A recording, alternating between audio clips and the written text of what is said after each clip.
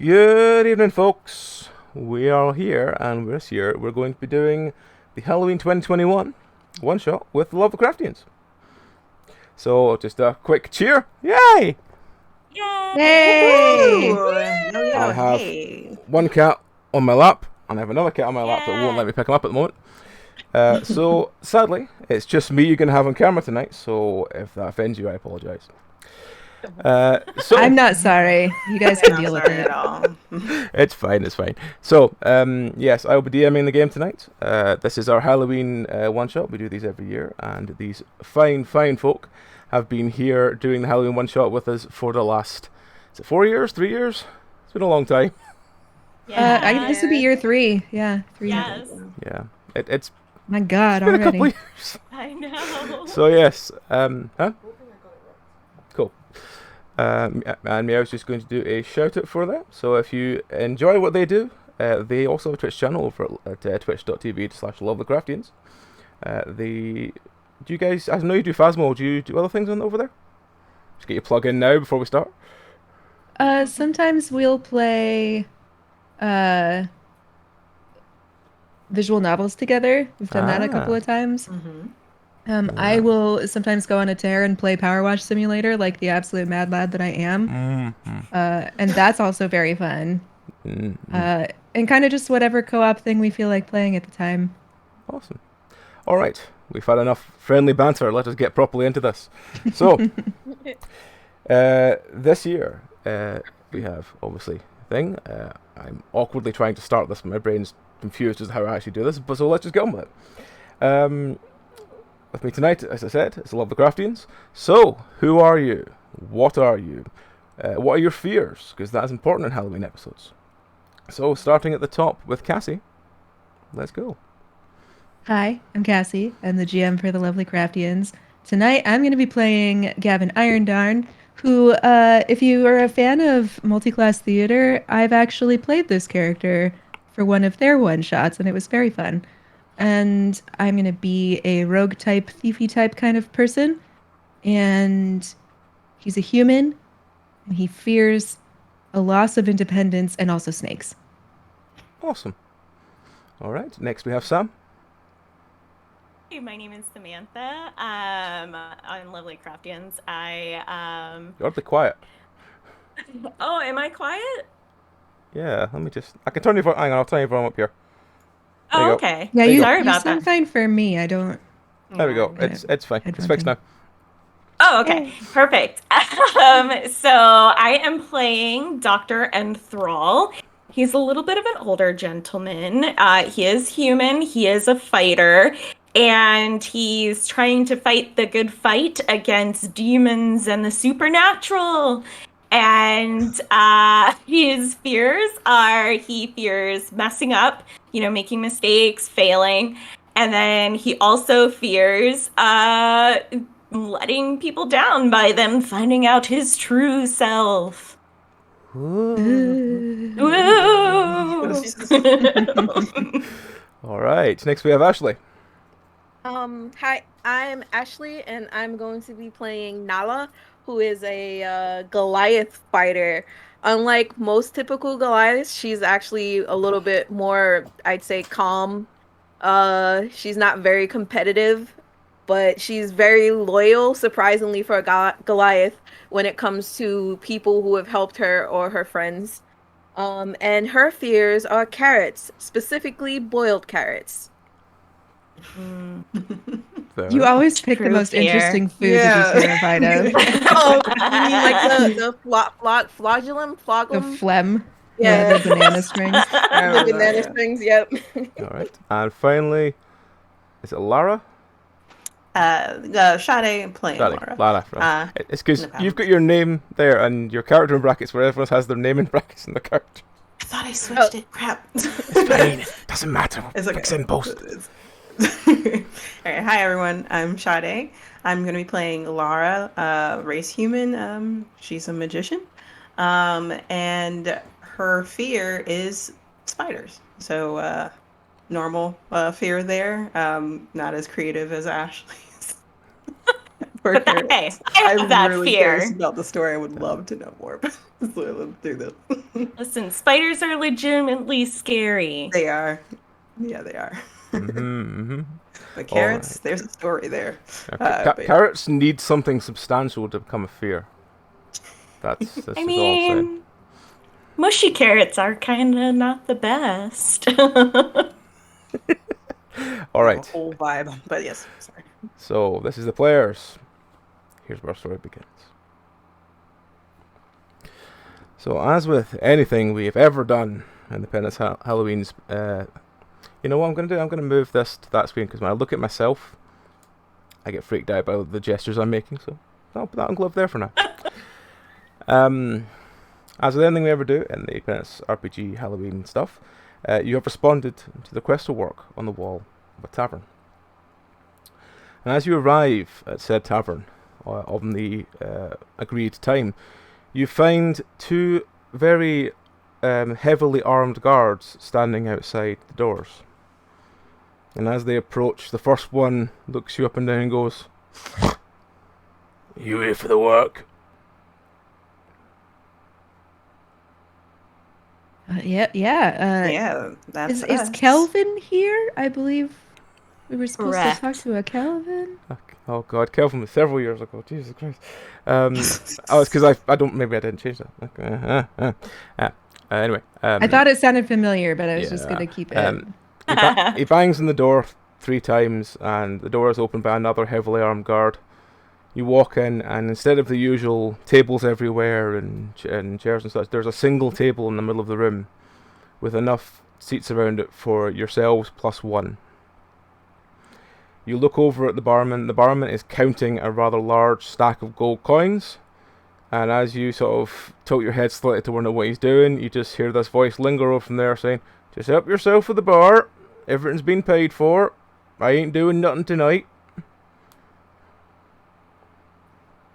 Everything's been paid for, you say? Oi. Who are we meeting? I guess. And I she's don't gonna know. ask They what kind of cleared the place out. But I mean, and then she's gonna walk over to the bar. So like meat, I guess. This is new, but bring it on. So yeah, you wander around the bar. You find yourself picking random bottles from behind the counter, as well as what you like. You open many things, sniff them, smell them, and go, "That's interesting," and take it with you. No idea how valuable it is. And as you sit down and have a couple of drinks with yourselves, eventually after about another maybe half an hour, the door opens again, and then struts this rather bulky looking dwarf who walks with his head very much held high, and he turns to you all and says, "Ah, right, you're the ones here to do the job, aye?" That is us. Nala just nods. He snaps his fingers and goes, "Barkeep, bring me my wine." He sits down at the table, and the barman very sluggishly walks over, lazily sits a glass in front of him, and wanders back over to count his gold again. "Right, I assume you all know who I am, aye?" And he looks around the table, and he gets no reaction. He does a sort of in-profile shot where he tries to make himself look a lot more regal. When he gets no reaction, he goes, "I'm Theodore Herhart." Looks around, gets no reaction again, and goes, "You know, Topaz? Big gem dealer? No? Sorry. Fuck. Nothing. Right, well, never mind.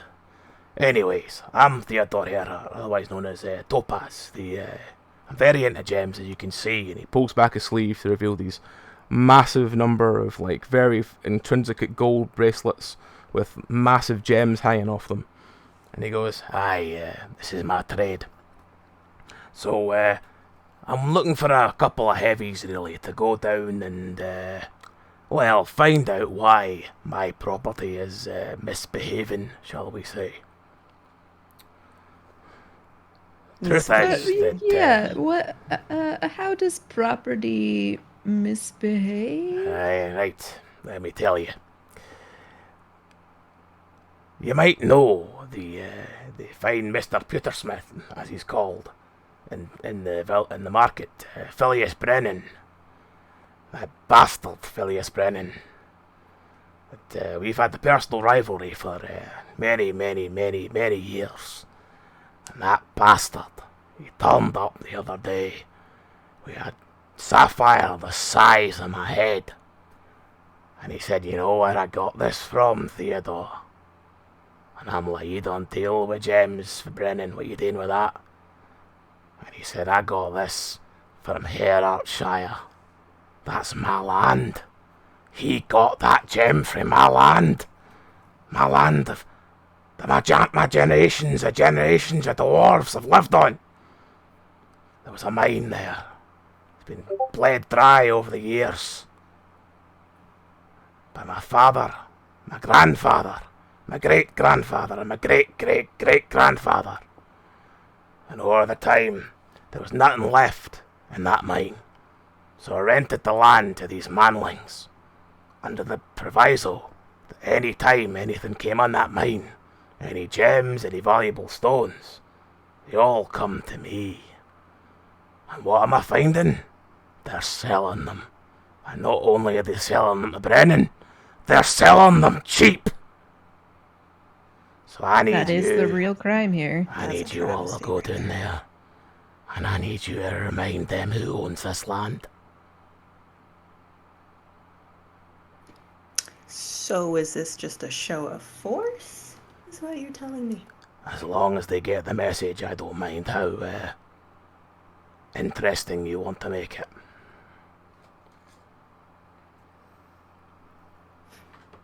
Okay. And Laura nods and then looks over at Nala. And this is like, so maybe up your alley? Nala grins slightly and then pulls her club from off of her back and hits her hand with it a couple of times. Nala loves smash. Nala only smash. Good. Right here. I like That's that. good. I like that idea. Right, aye. He's done it to the last time. You don't do this to a dwarf. Selling gems is one thing, but selling them cheap? Oh, I can't be doing with that. My grandfather'd roll in his grave if he ever heard of me selling a sapphire for under 50 gold. Oh, it burns my skin just thinking about it. Yeah, I'm sure that really chaps your ass there, bud. Have you considered maybe paying the workers there enough that they wouldn't feel like they had to sell things cheap to your competitors? I don't need to pay them. They rent the land for me. I don't pay them. They just pay me to have this fine pasture of a land. And Gavin sits back in his chair and he's like stroking his goatee and really thinking about this. If they had a problem with it, they can feel free to get out. I'm no putting up with people who are just sitting around. If you want to live in my land, you work and you pay me.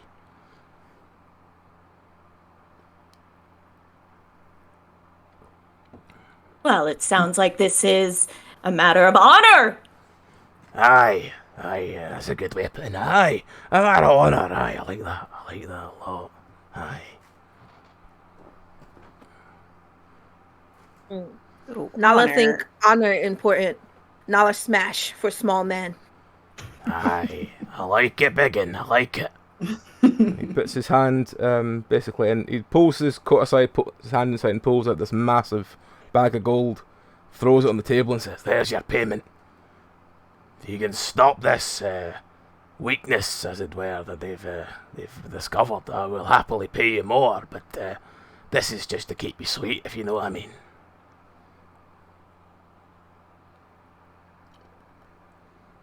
Laura looks at it, then looks at everyone else. Who's like, well, you got me. Is there anything that we should like know about the area that we're going to? Like, is there anything we should watch out for? Not that I'm aware. I mean, my family have owned the land for generation after generation. dating back to my great grandmother. Yeah. Oh wow. We all that called goes. Mama. You all called her Mama. Aye. It's a rite of passage to earn the term Mama in the Hairheart clan.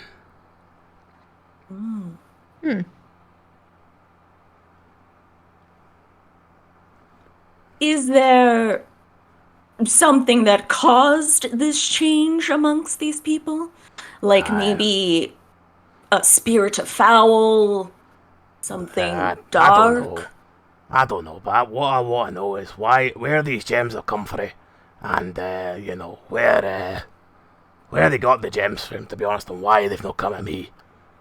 I've been angrier and angrier about it, but I'm trying to stay calm, because all I wanted, the first time I was going to send down a squad of the orc bastards, I was going to rip them all to pieces, and then I was talked down by my advisor, who told me that I should be more diplomatic or something like that. Aye, that's the word, aye.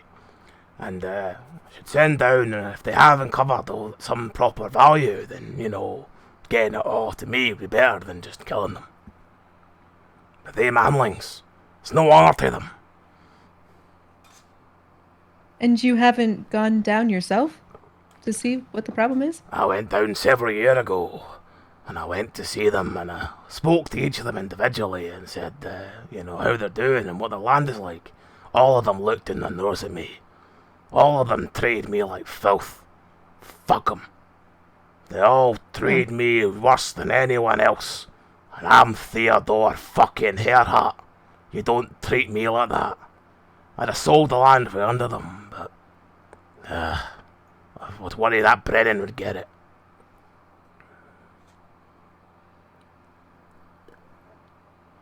And is Brennan still in town by any chance? Aye, he's the fat bastard that runs the pewter stall in the market. Do you think it's worth talking to him and seeing what he has to say? Just don't listen to his lies. He may be a fat bastard, but he's a cunning wee fat bastard.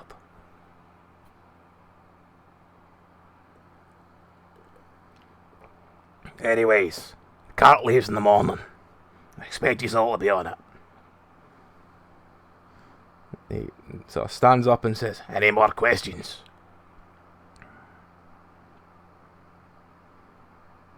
No, not for me. Me neither. Nala just shakes her head. Aye, good. Aye, well, good hunting, and I'll speak to you in a couple of days then. and he makes his way outside. What do you want to do?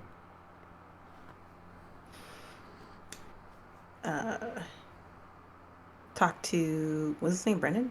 Is that like who it was? Yeah, Brennan, the If he's competition. around here or if he's somewhere else, I'm not sure, but get some sides to the story, I would say. As the barman sort of lackadaisically walks over, takes the glass off the table that the dwarf was drinking from, he goes, If you're looking for Brennan, you can find him in the market. Along there, about 5 minutes walk. And he wanders back over and just glugs the rest of the wine himself. He goes back to counting his coins. Waste not.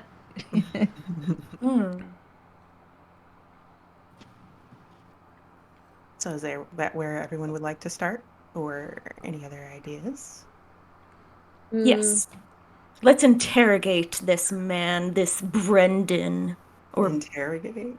Yeah. I mean, I think we should also probably introduce ourselves to each other. Is this our first time meeting? Yeah, probably. Yes, apologies, I probably should have done all of the introduction to Czar. Are you good? Myself. I'm Lara Luna. It is a pleasure to meet all of you.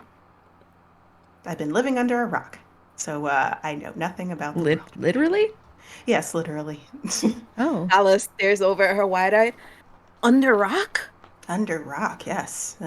Like I lived the life of a hermit for a little bit there. So this is exciting Why? in general. Must be very strong. Sorry. That was probably an invasive question. I'm so sorry. No, it is something that anyone would ask. But yes, anyone else?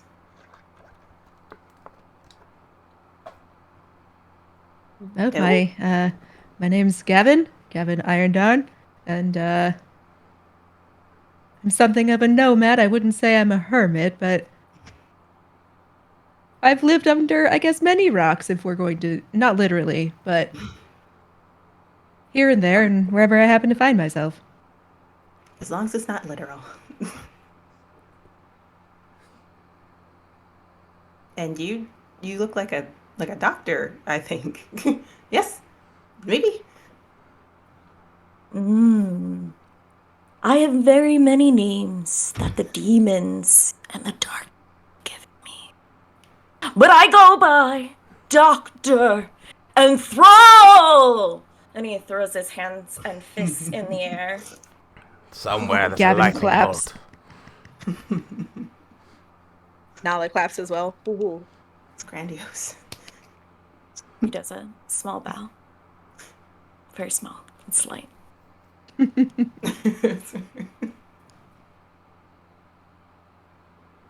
Nala turn? Yes. Yes. No, yes, you. Please. She grins and places her hands on a hip.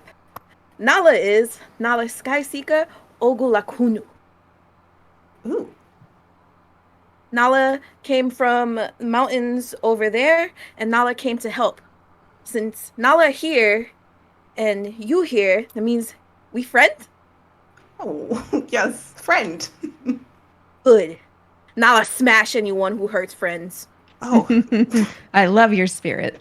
yes. Love it. All right, let's go. I'll be honest, I'm not really enjoying working for some sort of land baron, but we'll see maybe we can help the people there. Yeah. Like we got the sweetened pot bag of stuff right here, so it's just a matter of checking it out and doing what we want from that point on, yeah? Yes. Take the money and run. Love it. Exactly. And it seems interesting that these people would suddenly be getting these treasures. Like maybe there's something else more nefarious pulling the strings. You could ask your demons about it. I do not ask, I only take. Oh, you're very hardcore. I like that. Ask the demons, or like just take from demons? You think it's Take the information from the demons directly. I see. All right. Does something heavenly ask an ant if it may destroy it? No. That's some deep contemplation. The ant would not understand. The ant does not speak that language. It speaks ant. I'm curious about everything you've been through. That's something to talk about on the ride over, I'm assuming. But This is such an intense group. I love the energy here. Literally anything could happen. All right, let's go talk to this guy. Yeah, let's do it. All right, so you pick your stuff up, and as you walk out of the inn, the soldiers stand to a very sharp salute as you walk past, and you make your way out of the inn. You wander along the road for about 5 minutes and come to quite a large market. After looking around for maybe about half an hour, you eventually come to what looks like a very rich area of the market, and there's a very spherical dwarf standing next to a bunch of small tankards, and round his neck is this gigantic deep blue sapphire on a chain. And as you begin to approach, he comes in and goes, Hello there. Would you like to buy a tankard? Maybe later. We were actually recently hired by your friend. Oh, my friend. Was it Fabian? Oh, Fabian's a wonderful man. He's bringing me stock from far beyond the world.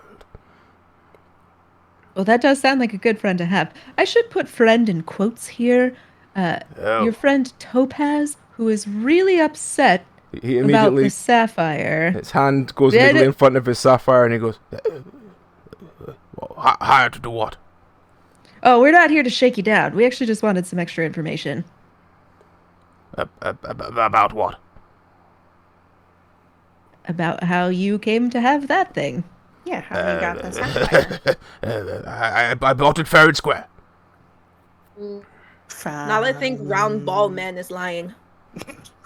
Okay, well, we Bald? don't know that yet, for sure. puts his hands up at the very large sort of tufts of hair in his head, and he goes, I'm not bald.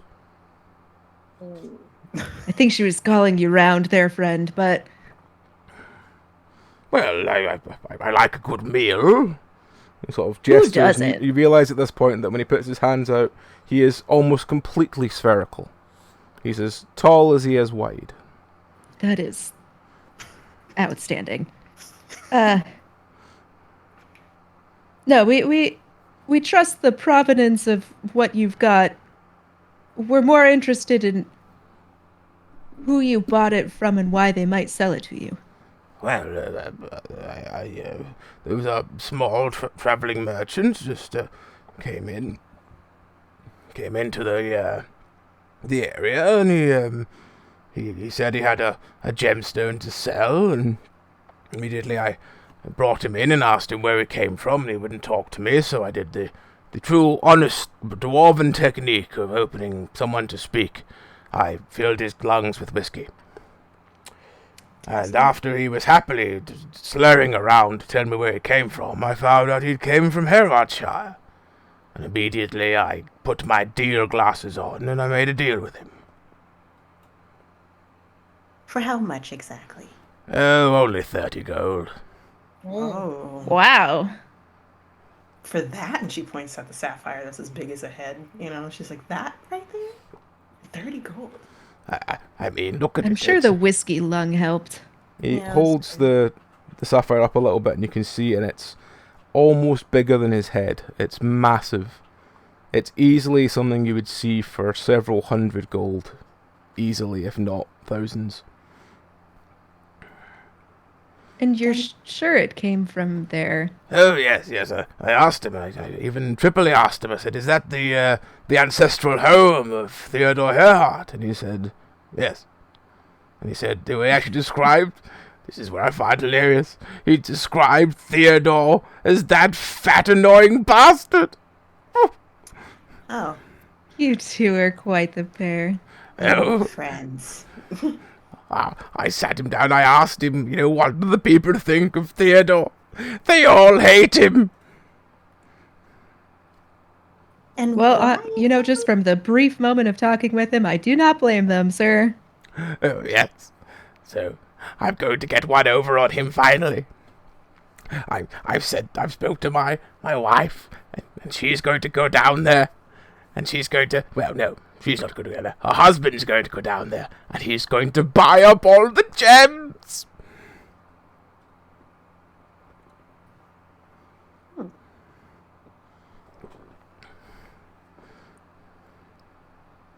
And he did not say where the gems came from exactly? Oh, I don't care. They're going to be bought for a song, and Theodore's going to be so angry.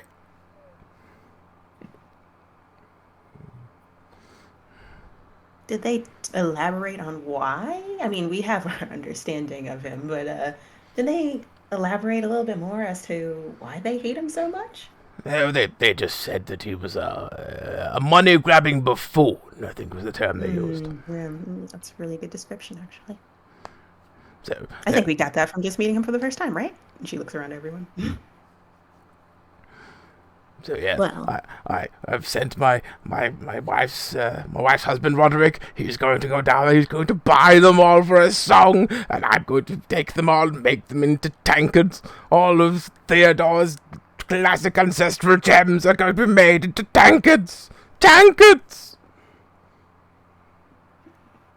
That is hilarious. I'm sorry, are you saying your wife's husband? Nala noticed that too. Same. Yes? No No, judgment. my just curious. sister's Not husband. at all. Apologies. I must have I said to my I was, wife. if you're in a poly thing, that's totally fine. I don't really care. I was just curious. I wanted to make sure I knew who I was referring to. I did that's all. actually mean sister's husband, yes. I don't know why I said wife. I think my brain must be slightly Is your on the brink. wife your Apologies. sister? No. Okay. No. No. That hesitation there is really saying a lot. Anyway, Personal business is personal business. yeah, it's none of my affair. But yeah, so. So are they there already? No. They should be getting there the day after tomorrow, I believe. Well, we might want to look for them. Say hello. Make sure everything's going okay, because we're headed that way ourselves. What? Why is Theodore sending anyone to bear our child? Well.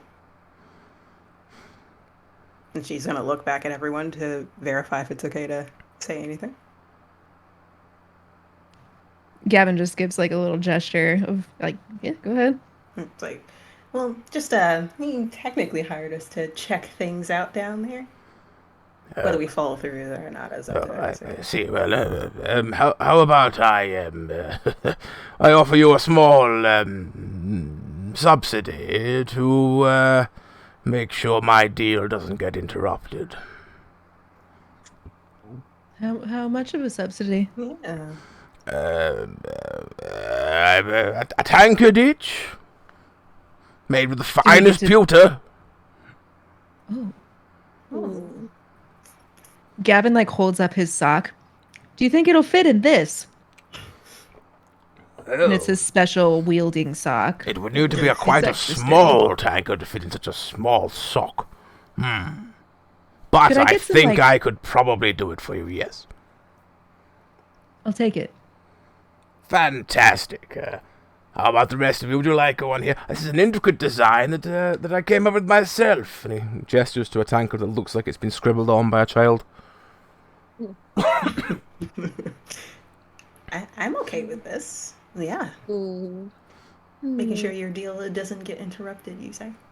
Yes. Nala will accept deal if tankard is as big as small fat man. Oh, that's a big ask. I'd have to work on Nala, it. big girl. I'd have to work on that. Let me see. I wonder if I've got Consider enough it a tin. challenge for your career. Yes. Oh, yes. Let me think. Let me just see if I have enough tin to do such a majestic craft. He sort of waddles onto the background and starts like looking through stockpiles.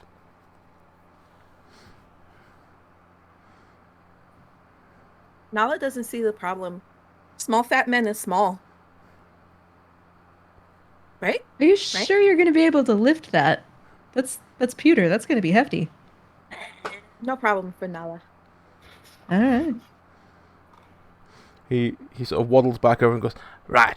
It would take me a couple of days, but if you come back and see me in like how long are you going to be down in Herachar for? I suppose however long it takes. Well, Roderick should only be there for a day, so how about you come see me in just sort of does some maths and he looks like he's really thinking about it. about a week's time, and I'll make a nice big tankard for you, the same size as an oil drum. Nala agrees. Wonderful. I will do my best. What kind of handle would you like? Would you like a flowing handle, a dwarven handle, perhaps even one of those extravagant ones that look like ears? Handle look like ear? Nala Yes, like. it's all the fashion apparently in elven places. They like to grab each other by the ears. It's a thing apparently. Nala accepts small man deal. Marvelous, marvelous. I will find an elf to base the ear on.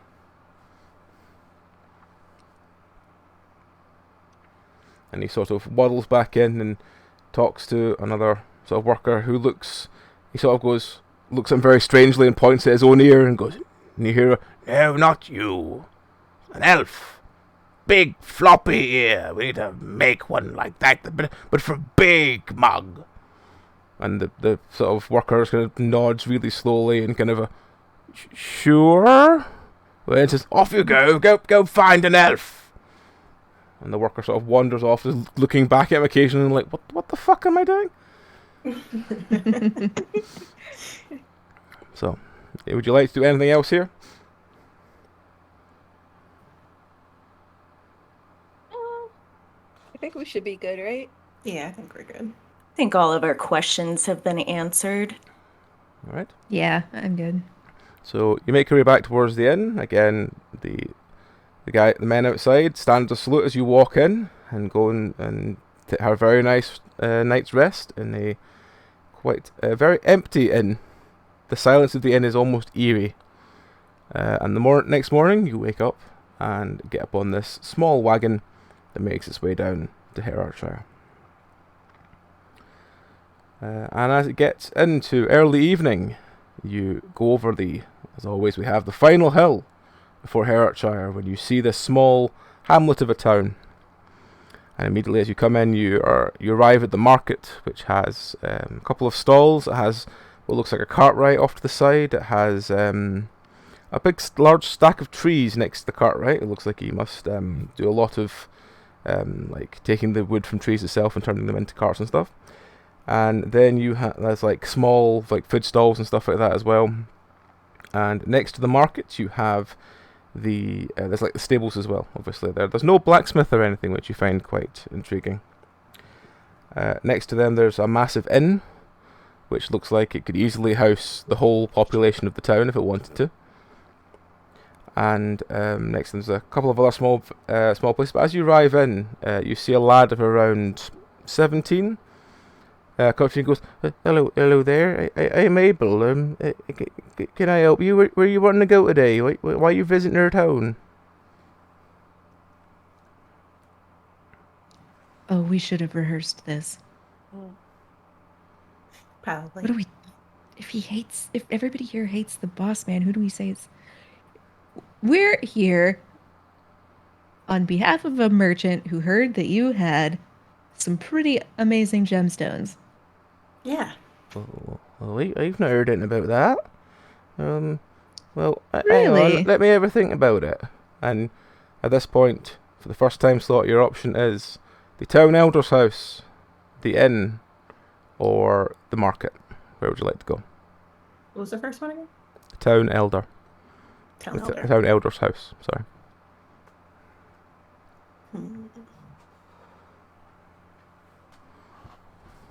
I'm inclined to say inn, because I'm assuming there's also a bar there, and people probably will be a little bit more loose-lipped.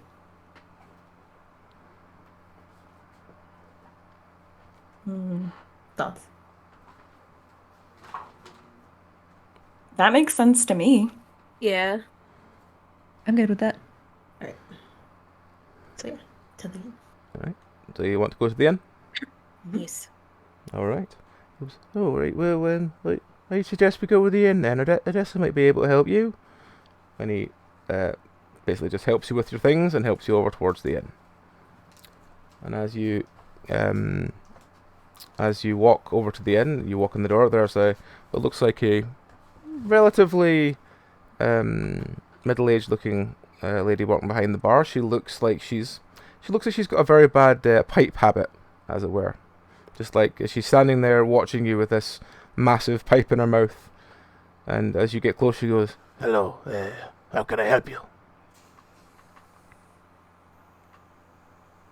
I'm sorry, what was her name? this is Odessa. Okay. Just making notes. Thank you, Abel. How can I help you, my friends? Yes. We came into town and we were wondering if we heard that there was, you can buy gemstones here, if I remember correctly. She stares at you slightly blankly and goes, I've not heard anything about this. Huh. Abel, could you go and find Harold, please? He runs the mine. He might be able to tell us what this gemstone thing is all about. I have not heard anything about the gemstone. Maybe bad information given to us, probably. I mean, the source had been drinking. That's true. right, at this point in time, there's what looks like a older couple sitting off to the side, eating quietly in a corner. And there's one other person at the back who's just sort of looks like he's just delivering like kegs of beer and stuff like that. At this point, the barmaid leans over to you and goes, Well, while we wait for Abel to come back, where are you from? What brings you to Herefordshire?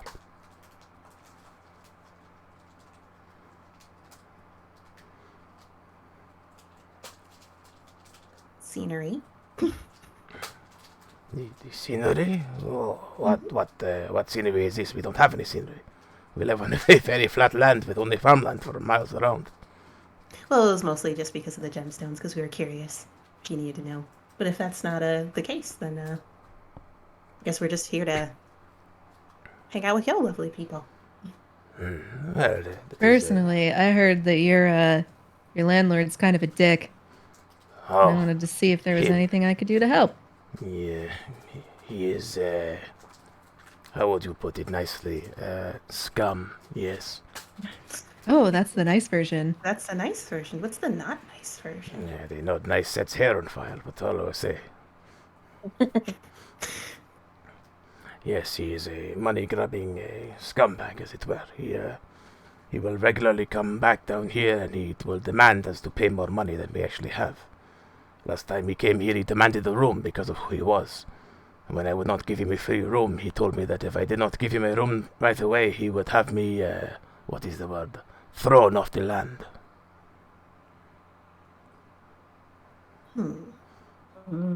He would not pay for breakfast, he would not pay for room, he would not pay for anything. He claims that he owns everything and everything should be free for him. Does he own everything? I do not know. I don't dabble in such things. You'd have to speak to the elder. You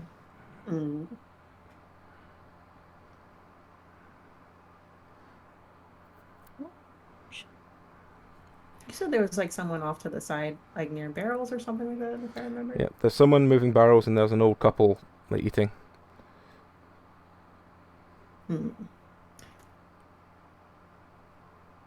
Yeah, I'm gonna go over to them. It's like, hello. Are you talking to So- the one moving stuff, or are you talking to the couple? The couple. I was gonna Couple. talk to the couple. Alright, you walk over and you hear, "Oi, how can I help you?" Hi. I was wondering if you can tell us a little bit more about this guy Theodore, if anything. At At this I point, heard that the woman physically moves back from you at the sight of his name, and Oh. the older man sort of goes, "Well, Theodore's set in his ways. He's very determined that he's owed money every time he come down here. I have no time for him personally." And he owns this land correctly? Well, he says he does. Says it's been in his will for generations. Though my father lived here. I think my father before him lived here as well. And he didn't. He knew no differently.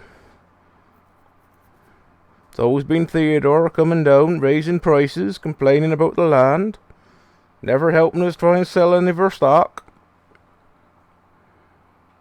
So the concept of him owning this land might just be hearsay then. Well, it's dwarf logic, you know. They might own the land, but they ain't nice to people living on it. Okay.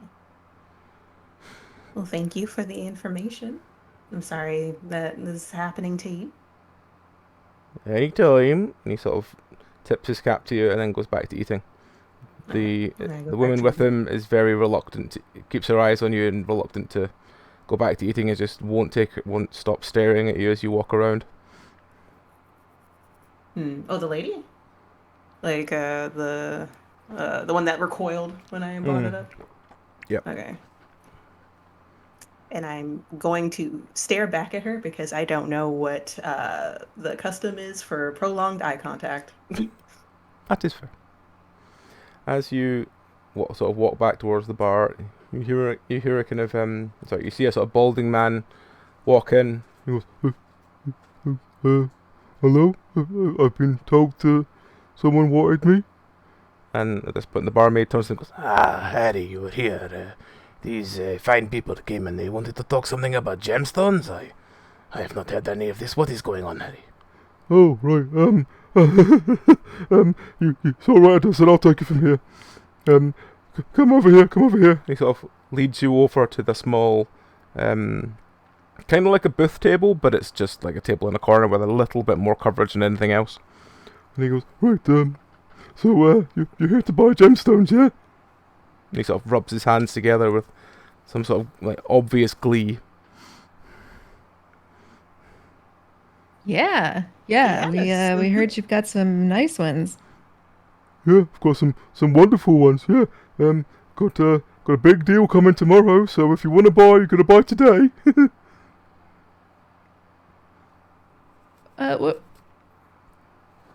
Where are you getting these gemstones from, Harry? Oh, Where are they coming it's from? It's an old village secret.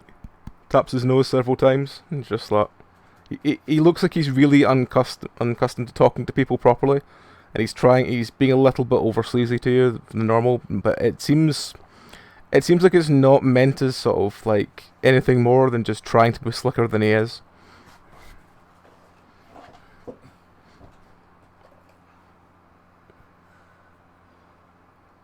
So, what are you looking for? You looking for blue ones, or red ones, or orange ones, or green ones? We've got all sorts. We've got a purple one. How much are the purple ones? Oh, He sort of subtly opens a bag next to him and ruffles through it, and you hear the sort of clinking of several of large gems together. And he pulls out this massive, like as big as his fist, purple gem, sits it down in the thing in front of him and goes, what do you think it's worth?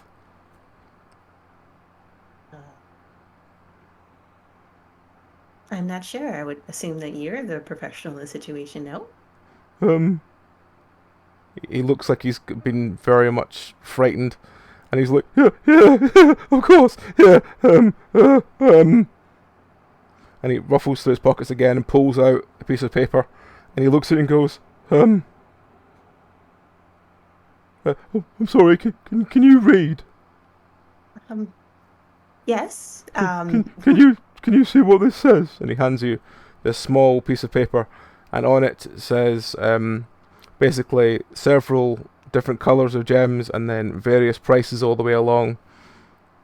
And it says, if you're wanting the purple one, it says that you'd be paying 35 gold.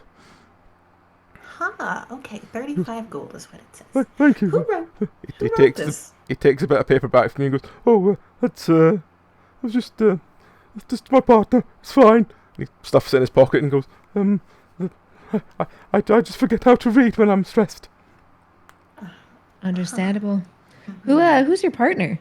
He sort of looks around really, like, very, very obviously, like, shakily, and he goes, I can't say.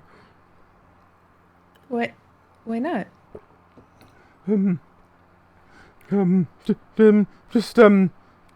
Just in case she's here. Can I look around the Gee. room to see if anyone is looking in our direction heavily? Like maybe the older lady. Probably, but I you look wanna see around if the anyone's- room, there's no one really looking. The barmaid is just basically just sort of staring into the distance, smoking her pipe. And you come back to him and he goes, Miss Crumpet. Who is that? She's like the well, she wants to be a part of everyone's business. Town busybody. She keeps feeding back to that dwarf that owns this land. We can't let her find out about these deals. She finds out, he'll send someone down and they'll break my legs.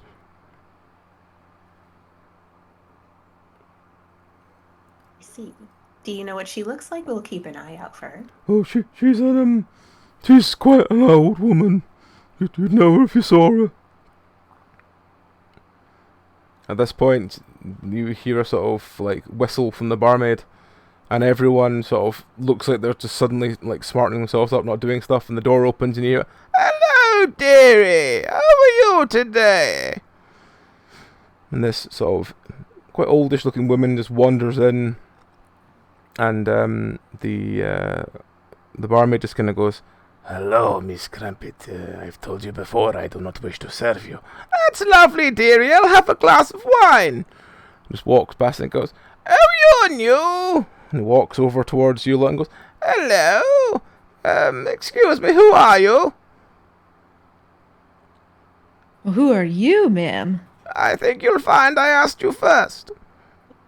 Ugh, entirely fair. Entirely fair. And you are? "I'm waiting, dearie." And you notice her take out a small notepad and a pencil. Goes, I'd asked you who you are." And I'd ask you. "Right, well, I'm going to write your description down instead." She starts like scribbling down things, looking you up and down, taking very weird interest in your shoes. Yes, they're nice, aren't they? And don't forget to mention that I am indeed quite bald. You're very cocksure, dearie. How about the rest of you? How about you, big one? She sort of gently pokes Nala. Gently pokes Nala. Says, "And what is your name, dearie?" Nala is Nala. "Nala is Nala. That's a lovely name. And where are you from?" She kind of like points her arm behind her, like all the way in the back. Mountain. "The mountain. That's lovely, dearie. And why are you in my town?" That's a lot of information, to be honest. and we Your don't know. town. Yeah. "Yes, dearie. Why are you in my town?" Is it not okay to be here? "Oh, it's fine, Everything's dearie. I welcome. just need to know, just for my records." And what records are those? "Oh, they're just private records, dearie. Just in case Just we like have where we any came from is crime, we need to be private. aware of new people." Oh, Just that's like where we came from. profiling. Yeah.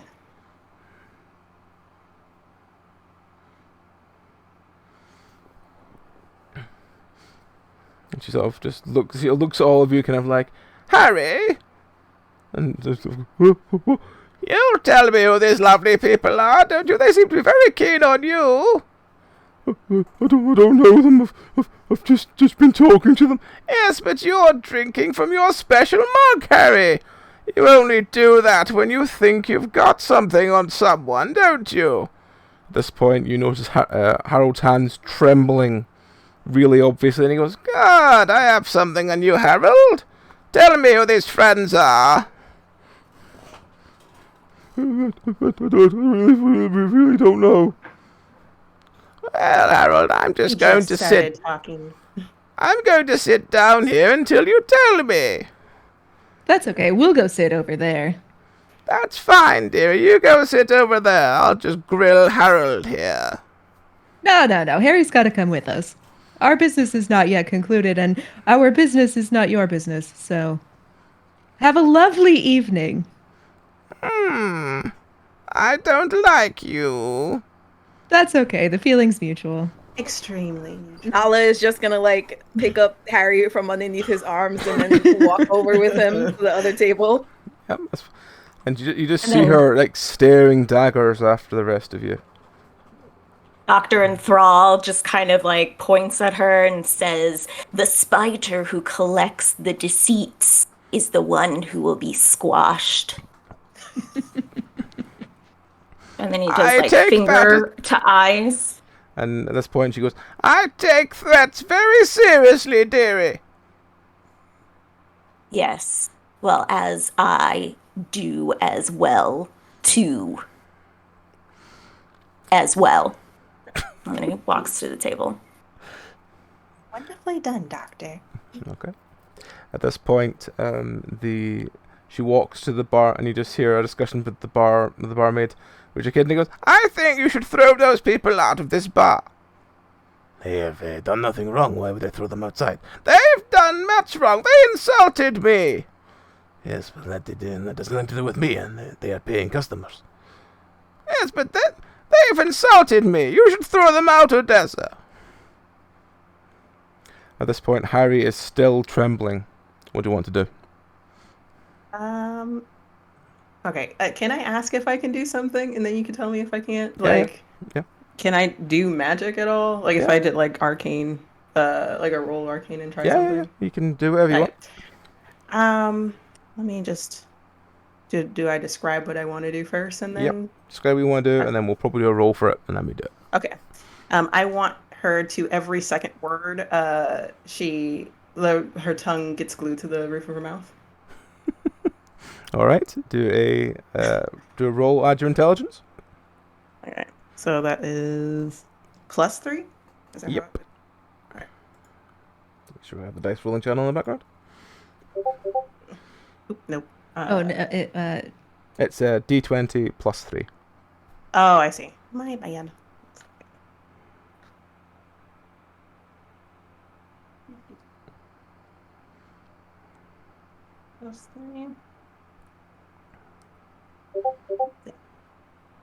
ooh.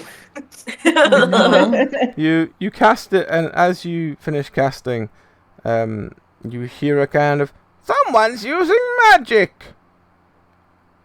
and then she just looks over towards the rest of you and goes, Are you trying to hex me? Oh, never. Gavin just swings his sock.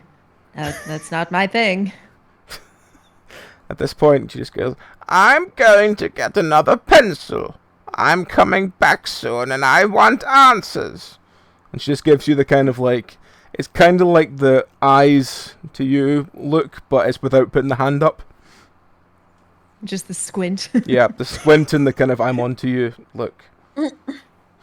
Yes, good luck with that. And as she walks out the door, and Harry goes, I'm glad, thank you.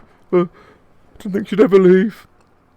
As that happens, you hear a scream, like an earth-shattering scream.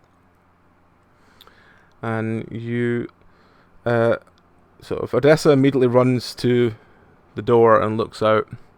And you see the sight of Abel running down the hill towards the inn, going, Tom's dead! Tom's dead! What do you want to do?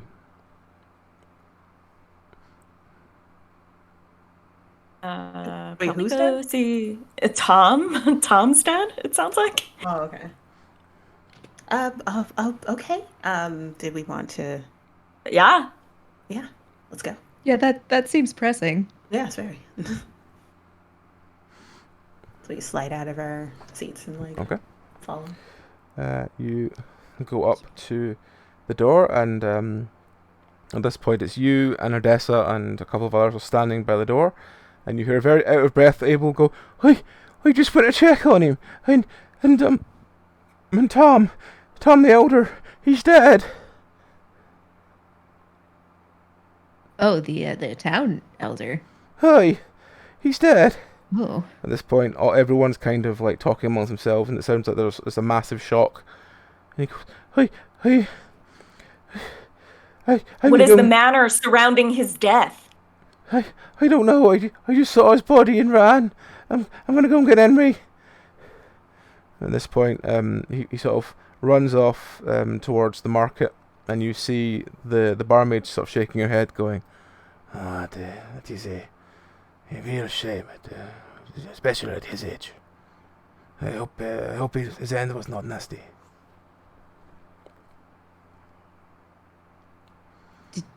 Did he have any like medical issues? Was he in good health? He was in his twilight years, as it were, but he seemed mostly healthy. He was healthy earlier today when he came in to get his dinner with when he had his meeting with Harry and Henry. So yeah. All right. Well, I guess hopefully Henry will deal with it, and it will be fine. Come on, everyone. Let's give them space for now.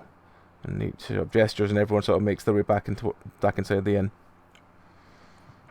So it's getting into nighttime. So we're going to the second slot. So your choice is staying at the inn, going to the Elder's house. That's basically the best two at the moment. So yeah, the inn or the Elder's house. I say Elder's house. Agreed. Yeah, I agree. Yeah. All right. You walk up the hill towards the house that you saw Abel run down from, and the door is lying wide open. And as you walk into the building, and as you take one step inside, you hear, "Who are you?" Whoa, what? And you look over, and there's like a 11-year-old child. It looks like he's in floods of tears, and he just looks over and says, "What are you doing in my house? Get out!" Oh, hey, little guy. I'm sorry. We're just here to see if we can help. We heard that there was some trouble with Tom. I just came downstairs and found my grandfather dead. Oh, Oh. I'm sorry. I'm so sorry. So what? I don't want anyone in my house. And he walks over and begins to start closing the door on you. Well, we don't have to be in the house. You can talk to us out here. We're trying to see what happened. See if we can help you. As he continues to almost close the door, you hear the sound of a couple of people running up the hill, and you look round to see the man you saw from the Cartwright earlier, and Abel, and a very large man behind.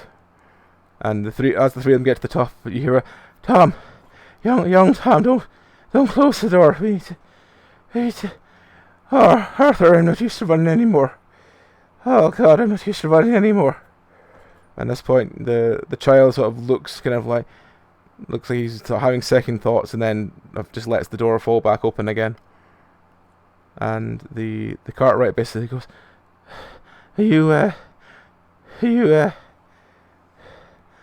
Arthur, I can't get my breath anymore. Arthur, can you talk, please?" And the large man from behind us goes, Well, Nala, it looks like you two speak around the same language. Why don't you guys give it a shot?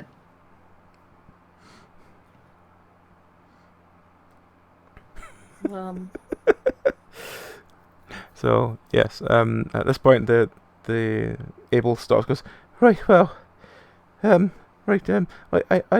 found Henry and then Henry and Arthur, and we were gonna have a look and see what we could do with Tom.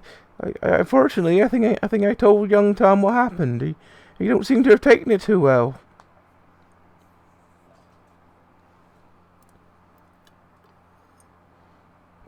Has anyone seen what happened yet, or? He walks towards the door and pushes the door open. The young boy that's there, you just hear a sort of explosion of tears, and then the sound of running and the door slamming upstairs. Oh, No. So he goes, Grief. "Right, well, but the body's through here." He walks through, and he walks into a sort of small office, and in this office, in the middle of the floor, is what can only be described as a desiccated body amongst the shrapnel of what looks like a sort of wing-back chair.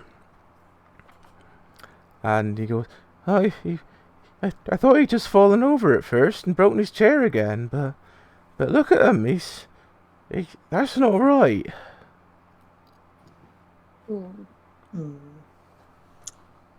Doctor, I I think see this what you might be for mean. you. Yes. My, Death. Death is strict in their arrest. But this looks foul. Yeah, the body looks like it's almost mummified with how desiccated it is. This looks evil. Has this man had any enemies? Not that I know of. Enemy? Did you have any enemies?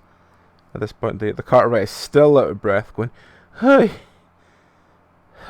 hey, no, as far as I know, Arthur, did he have any enemies, Arthur?" Yeah,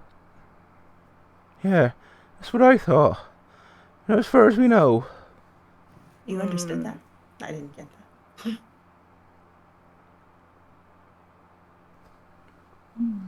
Can I do a arcane check to see if magic was used? Yep. Alright.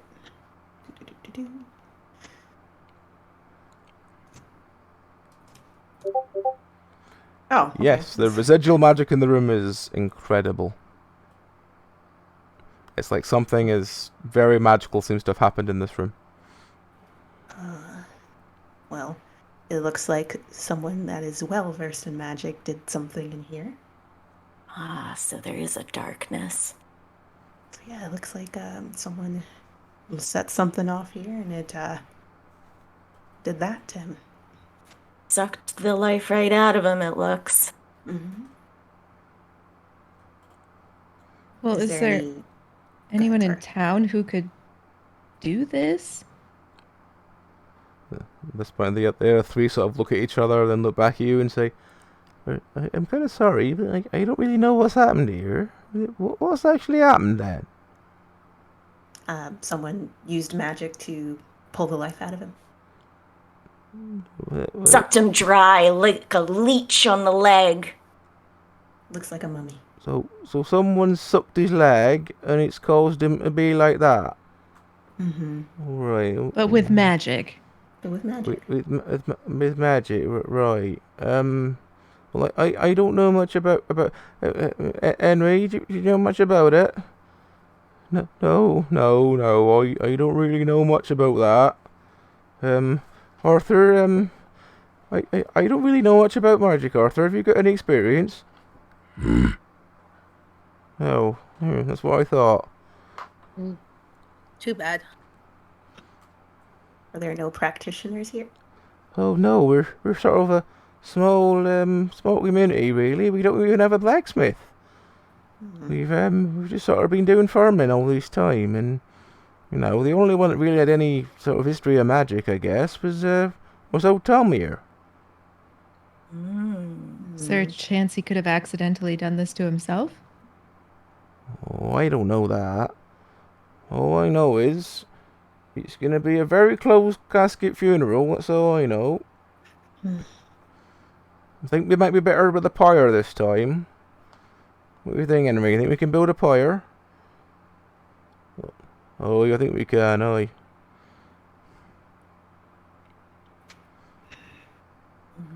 So that was a quick change. But in terms of if anything were to happen to him, what would there be another elder of some sort take over? There was Big Tom, but he sort of died about 2 years ago. We've not really got a replacement for him yet. We don't really have another elder, it's mostly kept in the family of things, but no, there's not really anyone. I mean, we could ask little Tom, but I think he's a bit young for that. Yes, who gains from this action? Well, we don't really have anyone that would gain from it, I guess. I mean, unless they rob the place, but he sort of looks around and there's several quite obvious museum-like pieces in the room, and he goes, well, none of them are gone missing.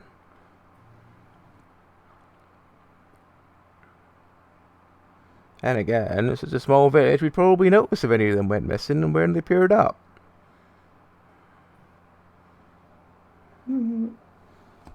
We were told that maybe he, like when we first got here, he might know about who, like the information about the land and who owned it, probably. Is there like documentation about that? About what? Landowning. Oh, well, probably. Let's have a look then. And he sort of has a look into the. He sort of looks through it and he goes, there's boxes and boxes of paperwork everywhere. And he kind of goes, I'd be here all night and all day and I'd probably still not find what you're looking for, I'm afraid. I'm sorry. I don't know what his filing system was like. Well, thanks for checking anyway. Did you say that there was a desk there? Yes, there's a desk there. It seems like he's been shot backwards from the desk in his chair. Can we look inside the desk? Like, yeah, I'm just so used to always having to ask if I have to roll for it. Oh, sorry, that's my fault. No, it's okay. It's fine. I'm far more relaxed. Yes, you look around the desk. The desk just seems to has a couple of small tools sitting on it. Like it's like he was polishing jewelry. What are these instruments for? Oh, I don't really know. Tom used to do a lot of jewel crafting when he was younger. He hasn't been doing it for a long time though. Why would he pick up doing it now? Well, there's all those gems and stuff. Didn't they say big deal tomorrow? Maybe Dead Man was working on it?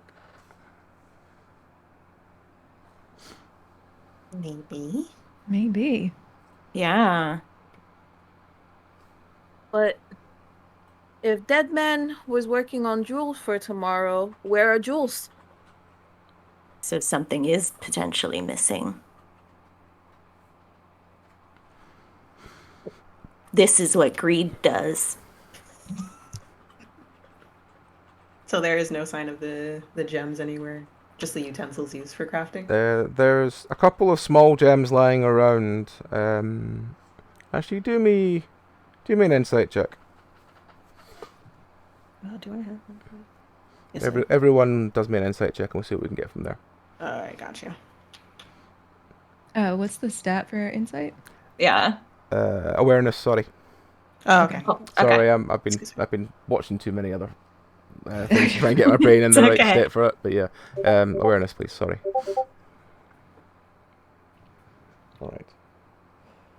Okay. All right. With your 19, you notice that off to the side of the desk, covered what looks like very hastily in a cloth, is a massive red gem. It's about the same size as the dwarf that gave you this mission. And on the front, there's like several what looks like polished out scratch marks into it. Nala's gonna walk over and then like throw the cloth away. The big red gem here. Maybe what Small Man was working on? That's a big one, isn't it? Well, and that could be the mystery partner that Harry was talking about.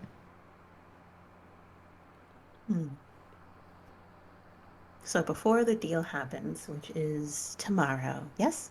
One of the partners is killed with magic in one of the worst ways possible that could happen, actually.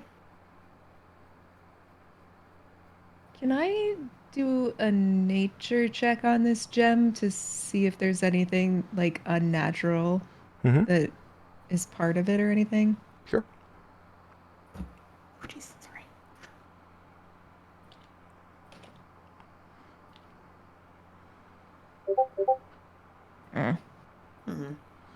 It's a big red rock. It's got you kind of put your hand towards it, and as you're about to touch it, you stop yourself, and you feel a very strong sensation of cold coming from it. Oh, I don't like this. I don't like this. It feels very cold. Like, don't touch it or you might immediately desiccate yourself kind of cold. Oh my gosh. Can I do another arcane check on that red gem? Yes, you can.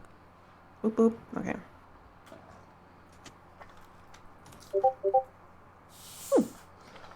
It's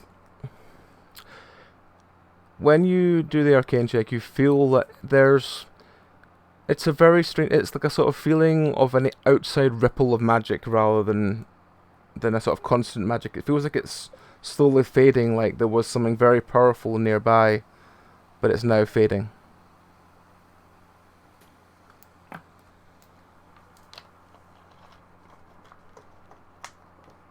Sorry. Sorry. Say that again one more time. So like It's like the sensation you get off the gem is like the power is slowly waning with time with it.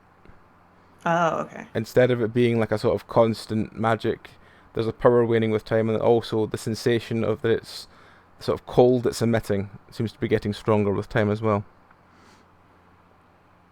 So the original, wherever it came from, it was stronger where it came from, and that magic is slowly going away. But the cold is becoming more. The cold is getting more and more. The sort of range of the cold is getting more and more as time goes on. Seems like wherever sources came from, it's waning, but the cold is getting becoming more intense. Could somebody have booby trapped this? Is that what it would be described as, or is it just more like a? Follow-up question is like, would this be enough juice to cause him to die this way? From your arcane check as well, because you got high enough on it, you can tell that it doesn't seem like it's been It doesn't seem like the power it has right now would be enough to kill him. But because of how quickly it's waning, you're not sure whether it had enough power at one point. Gotcha. It could have caused this, but would have need to know what the situation was in the room before. So we must go to the source. But no one seems to know where these gems are coming from. She turns back to everyone else in the room. It's like, do you guys, by any chance, know where these large gems are coming from? The three of them sort of look at each other kind of awkwardly, and then one goes, "Well, no, I've never seen that gem before." And one of the other ones goes, "No, I've never seen that gem either, no." And then you look at the big guy, and the big guy just sort of shrugs and goes,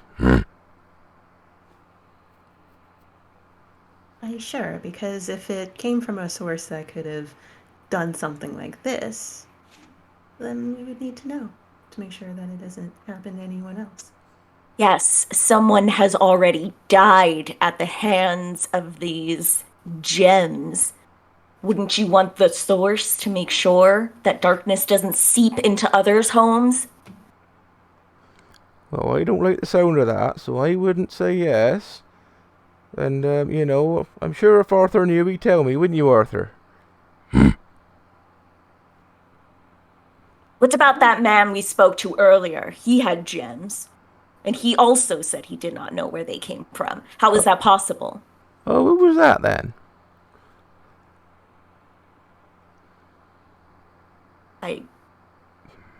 I don't always take into account names that aren't always for me to remember because of importance.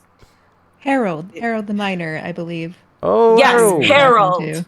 All right. Well, it'll be interesting. You speak to Harold a lot, don't you, Arthur? Did he say anything about gems to you?" "Oh, really? Oh, well. Apparently not. He's not said anything to Arthur about it." Interesting. Sounds like we're gonna have to talk to him again. Yeah. Yes, it seems as though Harold may be keeping a lot of things from you all. "Oh, that's not right. I think you've started a serious word with that Harold, Arthur." "Aye, that's right. That's what I said. Give him a piece of my mind, too." Will do. At this We point, should check those other gems and make sure they don't have any residual Yes, good idea. thing. other Thingies. gems? What other gems is this? I ain't heard about no other gems. Oh, there was a merchant that came through not too terribly long ago and sold quite a hefty looking gem, a sapphire. Oh? Yeah. Do you know anything That's about how this, we- Arthur? Oh, I know that that Tom sent some folk out to sell something, but I didn't know what they were selling. Is that what they were selling?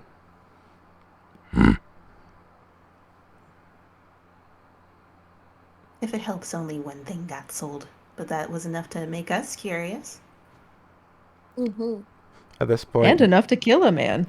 At this point, Apparently. you hear a shrill voice from outside going, "It's your fault! You're the reason why they're here! You bitch! Get away from my house! Away from it! It's your fault they're here, bitch!" Oh God, what's young Tom doing now? And as you walk back into the main sort of area of the house, you see standing just outside the doorway, looking up to what must be the window above the entrance, is a about 11-year-old girl with very, very pale white hair and blood red eyes, just staring absently at the window above. He's like, Ugh. oh, that's Abby. Abby, you don't be listening to Tom. Tom's a bastard. Don't be listening to him. He's just ungrateful. He ain't got good parents like you have. And then you just hear this abuse continue. Going, it's your fault they're here. You're always causing problems. You never talk. You never defend yourself. You just and just this constant screaming of anger from above. And the girl was just standing there, tilting her head slightly and just not saying anything. And at this point, the Cartwright turns to you and goes, That's Abby. It's me and Arthur's daughter. Is she all right? She seems like she's a little in shock. Oh, she's fine. She's like that a lot. Oh, She's, well, honestly, she's our stepdaughter. Well, I think that was quite obvious, since me and Arthur are, strapping young men. But, we've been her stepfathers for about 10 years now. She's an adorable young girl. And, Families are the ones that you choose. So, exactly. oh, exactly that. But, she's always been quiet. She's never spoken once. But, we've looked after her all these years. And, well, apart from, what happened with our previous parents, well, we're a lot better than that. Who are the previous parents? When Abby was born, her birth mother died quite quickly after that. They said it was complications from the pregnancy. No. And then, her first set of step parents, they had some weird thing happen to them where they got into a fight with each other with some knife or something. I don't really know. All I know is we were brought in by Tom and asked if me and Arthur would take in a daughter, and at first we were worried about having children together, but she's turned out fantastically. She's wonderful. Oh. Why does the bastard yell at her? Oh, it's just young Tom. He's a bit angry about everything, really. He don't like the fact there's Okay, several well. little kids in town that don't talk. I'm not one for hitting children, but sometimes it just calls for Sometimes. it. At this point, you hear the sound of the door upstairs open, and the youngest child run down the stairs and runs up to the one friend and says, "I'm not little Tom!" Aye, Tom. Aye. Do you prefer bastard Tom? I'm just Tom! And Okay. He just turns round, screams again, and just runs back up the stairs and slams the door. He did just Good lose God. someone, so Grief does make monsters of us all. Well, Tom's not got the best of habit of dealing with grief. When his father died, he kept, his mother had to take some time away because she couldn't deal with him because he was just not coping with the grief. That's why he came to live with his grandfather. A lot of parents are dying here. Yeah. Aye, well, old Tom just, he died of, his heart gave out, if I remember right. But young Tom, well, I don't blame young Tom for this, because we had this feller in the inn a couple of years ago who was telling everyone what a hard bastard he was. Telling he'd killed people and everything. And young Tom, I think, took inspiration from that and started telling people he killed his father. I really don't think he did. His father died of natural causes. I was the one that found the body. Where was the body found? It was found out in the woods, wasn't it, Arthur? Aye, we found it out lying there. And, he just seemed to have collapsed under a tree. It's a real shame, really. Everyone loved Big Tom. He had great legs. Great legs. Legs are important. Aye. Love a good set of gams. Oh, aye, nice muscly set of legs. Oh, you look good in a pair of shorts, I'll say that. But a tree just fell on him? I don't really know, really. He sort of just... His heart just sort of gave out, I think. Just, he didn't Under see a anything tree. obviously wrong with him. I mean, old Tom's has said that he's probably just had his heart go out, but we don't know any better. Though, if you ask young Tom says he killed him. Which I don't believe for a second. Young Tom would have been, no more than 8. Mm-mm.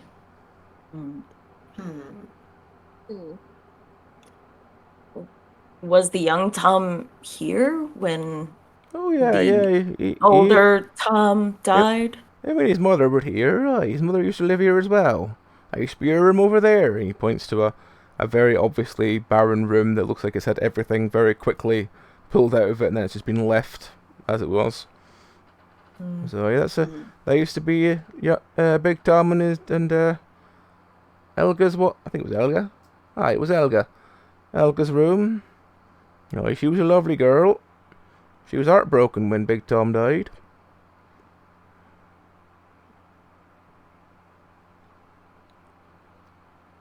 Arthur, could you go and take Abby home, please? I don't really like her being out this late.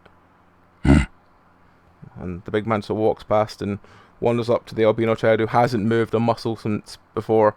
Just puts his arm on her shoulder and just slowly leads her away.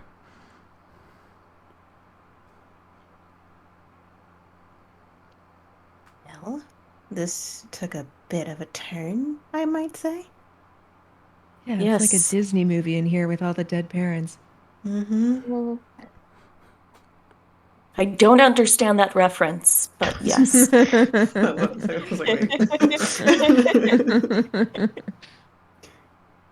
yeah, we just came down here to find out more information. Maybe stick it to this Theodore guy, but murder now? Murder mystery? Yeah, this has gotten rather complicated, hasn't it? Mm-hmm. And now kids and parents dying, and elders dying, and magical jewels. I mean, it's very fascinating in general, but Well, don't mind death finding is inevitable, but it seems as though it may be haunting a place like this. definitely need to find that. To find out more about those gems, where it came from, and what was his name again? Harold? Is that what his name was? Harold, the the one who heralds in the truth. I like you. That Doctor. is a way to remember names. Is you. Do you remember my name? Lar. Really close. You will just be Lar. No, it's Lara. Don't call me Lar. Lara. You got this. It's good. Lara. Yeah. Think of a rhyme for that, and then we will continue on. So, next steps then? I definitely want to talk to baby Tom, but I don't think we're going to get anything out of him right now. Small human angry. Very I'm getting angry. confused by all the Toms. There Yeah, are me too many Toms. I feel like maybe the gods are smiting the Toms down so that we whittle it just to the single Tom. But Yes. Well, we shouldn't probably, interrogate the, orphan now, since No. he is just orphaned. Freshly orphaned. Fresh into or give it a day. Give it Tomorrow a he'll be few fine. hours. Give him A some good bacon night. and a nap. A good night's sleep cures a lot of things. Time heals all wounds.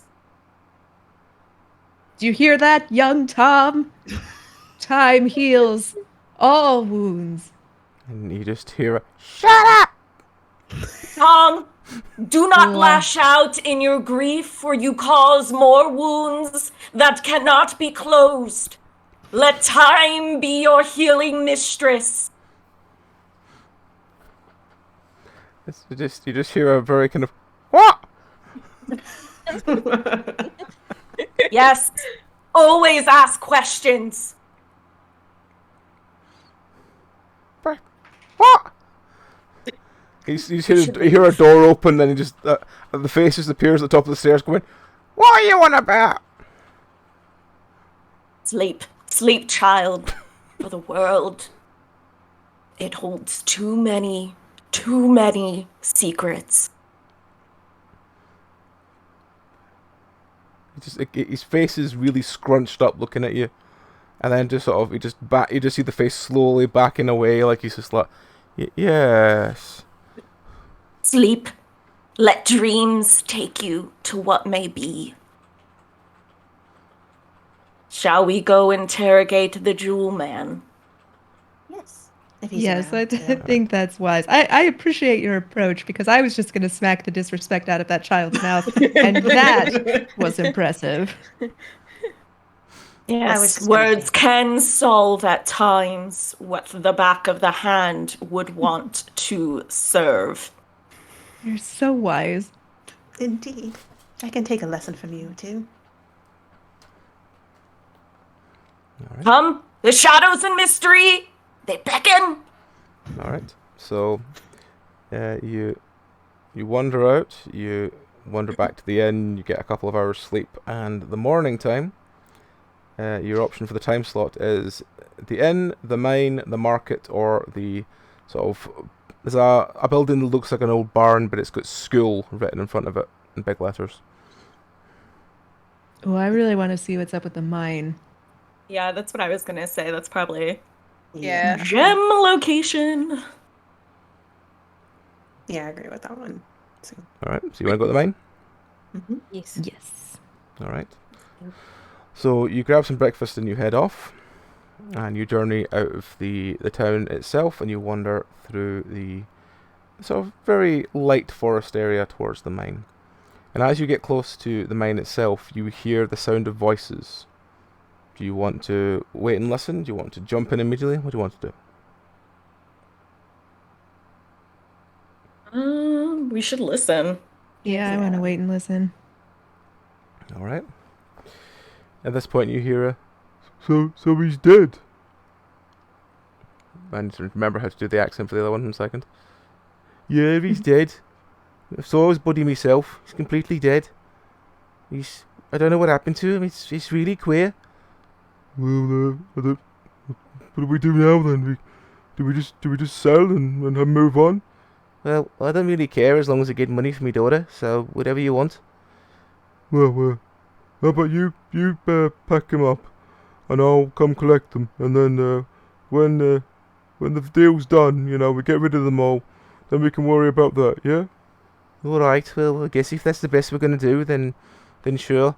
Do you want me to start now? No, I want to make sure the deal's done first. I'm gonna top up my bag with stuff. Can you, if you come back like this evening, we'll get all the stuff down for him, yeah? All right. Well, I suppose if that's the best we're gonna do, then I suppose we can do that then. Yeah.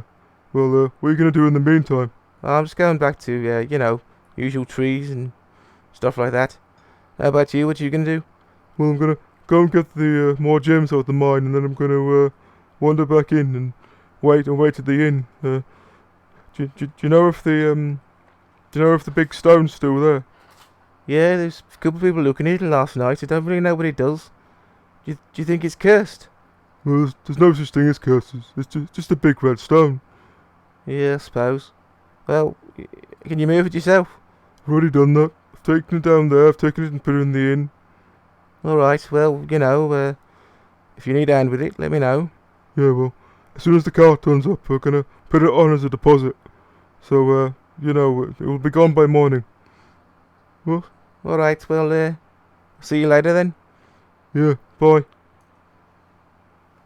What do you want to do? Well, it sounds like the gem's back at the inn.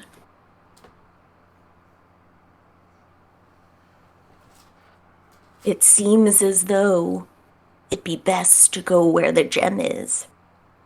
But I'm curious as to where they got these gems from.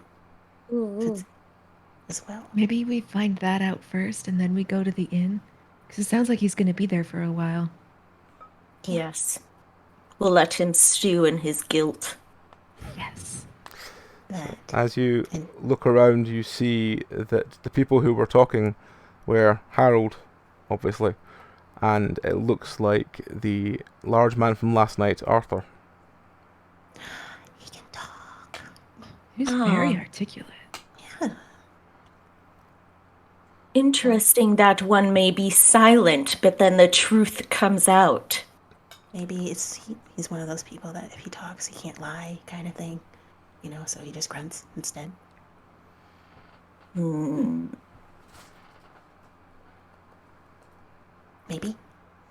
Maybe. Maybe. Or he is just a liar. Either way, we have these two to check out later. But until then, find out. Let's go enter the depths. Yes. Right. Are you wanting to follow either of the men? Are you wanting to go into the mine? One of them does go. Harold does go into the mine itself. Are you wanting to follow him into the mine, or are you wanting to? There are several other passages around that lead into the mine. It's up to yourself if you want to go one of them. You want to follow Harold, or you want to follow Arthur. What do you want to do?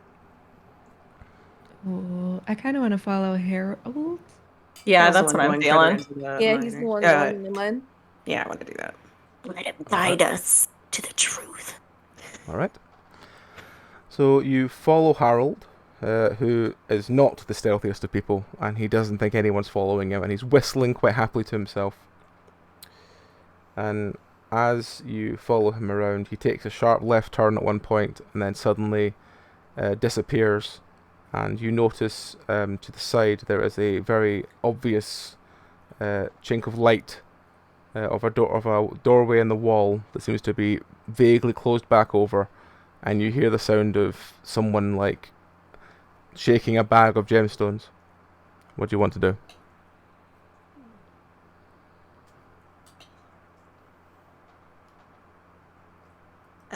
I'm not sure if you cut off because I couldn't hear you. Yeah, I thought Yeah, it was yeah. audio barfing. Sorry. Sorry. Yeah, I thought it was me. I thought it was me too. I was just like, Yeah. All right. too much so silence probably. You you go around. You follow him around the corner. He's whistling happily to himself, and he seems to suddenly disappear around the next corner. But you can see a sort of small chink of light coming from what looks like a hidden doorway in one of the walls, and within you hear the sound of someone shaking a bag that sounds like it's full of very, like, obviously like glass-like stones. What do you want to do?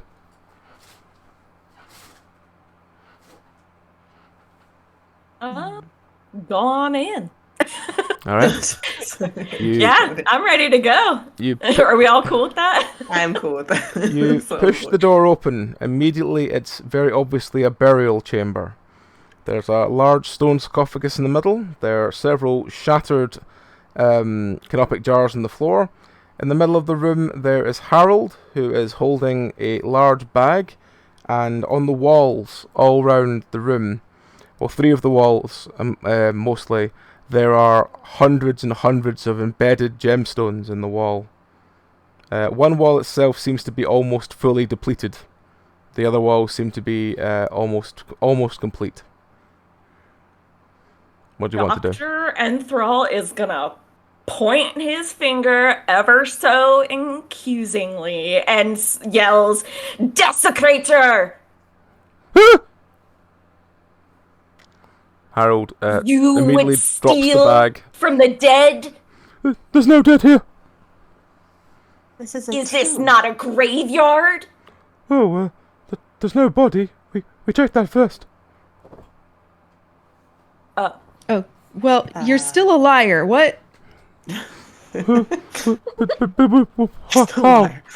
You would steal from the potential dead who would be buried here? Well, Or the Maybe, former dead? potentially? Is it potential dead? There's no one Or here. former dead? It just seems to be a very light room with lots of gems, and we're poor. We need the money.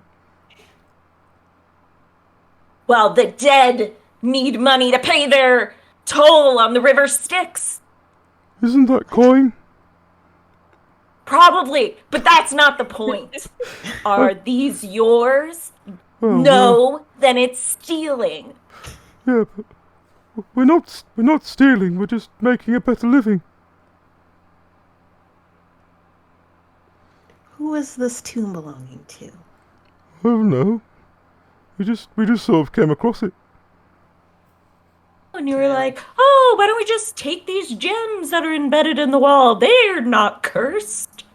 Well, we didn't so much think of taking them as He just gently pokes one on the wall and just immediately falls off. they're not very well attached. So it was a sign from above, you know, that we just thought we'd take them. Oh, poor craftsmanship. It's just the lust you need for your greed. You don't understand. There's a dwarf that he charges us so much that we need the money to pay him. Yes, but what will your soul be charged with? What's a soul? Well, that's a great Actually, I mean, That's We're a just surprisingly village folk. I deep mean, question there, yeah, Harold. We're just depending on village where you folk. come We from, don't depends on really. the definition. I've never really heard of the term soul before. well, it's the It's it's the defines- junk in your guts. Yeah.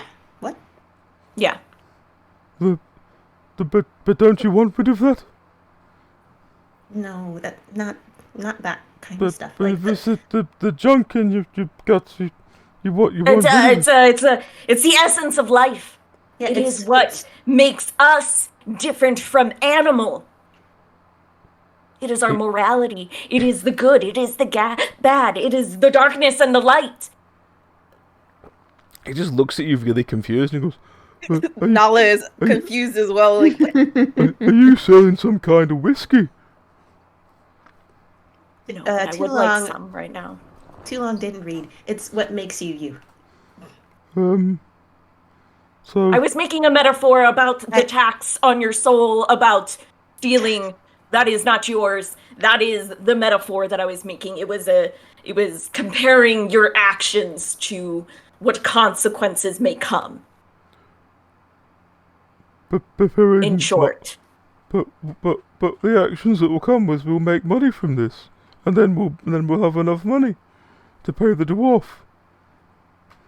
Well, first of all, you probably should charge more for those if you're going to make more money, because I understand that you need that. But 35 gold pieces, no. Oh, is that how much they're worth? No, not at all. who told you they worth 35 gold?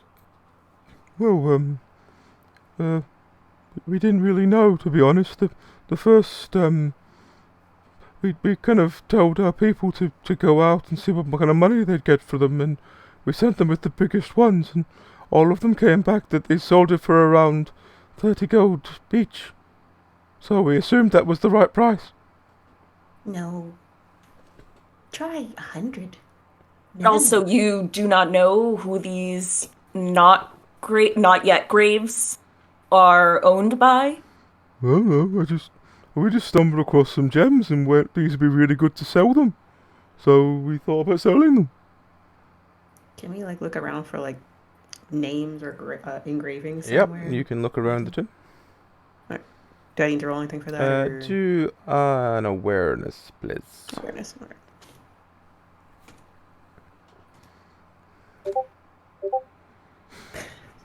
You find nothing, though, when you run your hand over, you try and rub your hand on the top of the sarcophagus to try and brush off the layer of dust.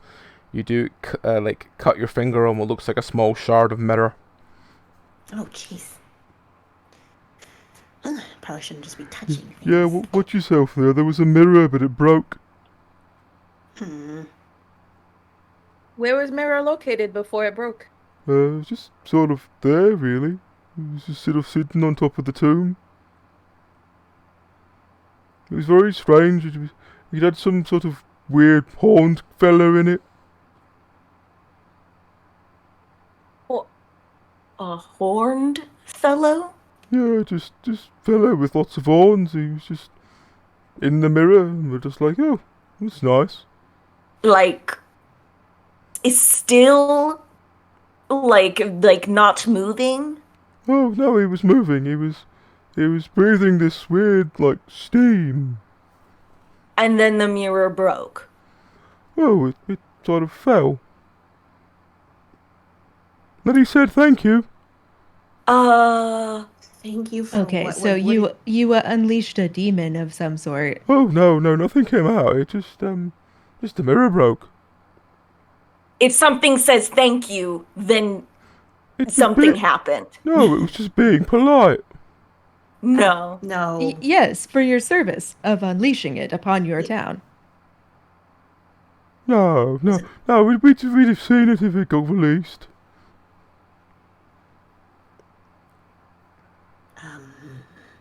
Do you think it could be hopping the gems?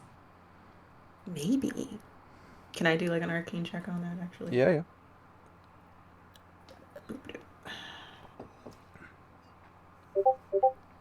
For fuck's sake. You feel that whenever you try and do an arcana check in this room, you feel that there's such strong suppressing magic that you don't really seem to get very far with it.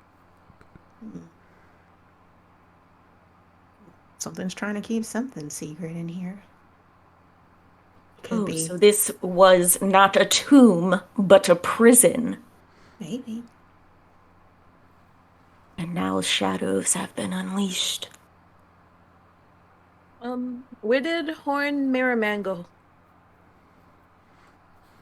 Well, no, he just sort of, he just seemed to be very sort of enthusiastically waving and sort of tapping on the glass, and then he just sort of wasn't there anymore. Where was that big red gem from before? Harold sort of looks very shiftily around, and you notice he kind of looks over on the corner of his eye at something, and his vision sticks to something for a second before he tries to change his mind and look somewhere else.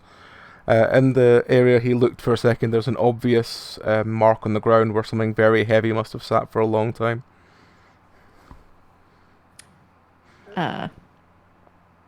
There.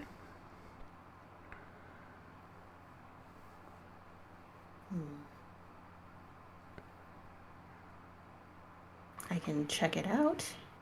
I'm sorry, I keep on rolling arcane. Is it okay if I roll it again? Yeah. For that spot? Alright. Harold, were you the only one who's been in this chamber? It just keeps on going up by one. I asked Arthur I asked Arthur to come in when I needed to move the red gem, but that's about it. He's taken some bags for me as well back to the inn, but it's mostly just been me.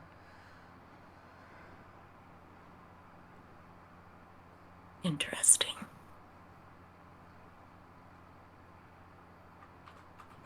Red. No, go ahead, sorry. I'm gonna do something a little silly. So can I try to very dramatically, sneakily throw holy water on Harold? Yeah, sure. There you go. Okay. You can What just would I dramatically use? just like pull it from your thing and just spray him with the entire vial of it if you want. Yes, that would be great. Do I need to roll anything? He's not as if he's gonna move from it or anything. You just spray him, Okay. and he just kind of goes, "What'd you do that for? I'm now all wet." Yes, but we know you are you who is wet and not another. What? I don't really understand. The darkness can get in you, Harold. Is the The darkness... deceivers Is the can darkness come from wet? your mouth. Is the darkness wet? Well, I don't know. Not at this time. Were you the only one in here when you found this place? Oh, I was with Arthur when he found it. Arthur kind of fell through the wall. He was leaning against the wall and the door fell in. And then he said, "Look what we found, Harold." And then I told him to go and get some sacks so he could fill the jet with gems. Did Arthur break the mirror? Oh, no. Well, Arthur, well, the mirror kind of broke when we were carrying the red gem out. Oh. So the red gem is the key then. But no, it's a gem, it's not a key. Sweet boy.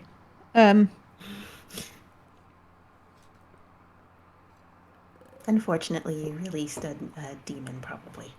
And it probably used the red gem as a weapon. Probably. Granted, this is my assumption entirely. Did we leave the red gem? Yep. In Tom's house? Someone moved it to the inn, right? Or I thought there was two. There's like a giant one and then the one at Tom's. Okay. No, okay. Yeah, there's only one big red gem, and it's the one that was at Tom's. It's about the size of a dwarf. It's pretty big. Okay.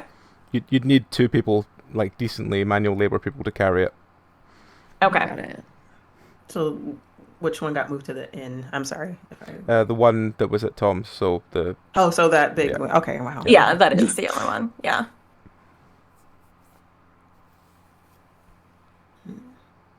You know, I'd say I told you so, but I don't think my metaphor would get across. Told who so? There are consequences for actions like desecrating what could be a grave, but is not. It is a prison for a demon. Okay, but I mean, it still stands. You can still say that. It is true. Yes, but my But metaphor we would haven't not be understood. We haven't seen any demons. Harry, I'm afraid most of the deaths in this area are your fault. No, we've not seen any demons. Just that horn fella. Yeah, just the one demon that you let out.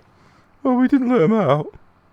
You did. We though. always kept the door closed when we were all coming and going. We never left it open. Oh, sweet Harry. You know what? It's fine. This is not gonna. Yeah, the well We're is spinning dry. our wheels here. Yeah. Yeah. So, back to the inn then? Or somewhere else? Yes, we should figure out where the red gem is. All right. I'll just give you the afternoon time slot, so you know where you can go if you want. It is the inn, the barn school building, the market, or stay at the mine. The inn, right? That's where the gem went? Mm-hmm. Yeah, I think that's probably Yeah. a good idea. All right. You want to go to the inn? Yeah. Yes. Mm-hmm. All right. Okay. So you wander into town in the inn. You leave Harry to sort of is working. As soon as you leave, he starts hurriedly throwing more gems into the sack. As you walk into the inn, you see the barmaid as before, just sort of, hello cat. You see the barmaid as before, just sort of sitting around, just smoking her pipe as ever. You see a man in obvious finery, sitting in a corner, looking like he's quite impatient. And you see a sort of small, thank you, cat. You see a sort of girl of it looks about 15, 16, who looks like she's preparing food. What do you want to do? I'm assuming the guy in finery is the one who's here for the gem deal. Let's chat him up.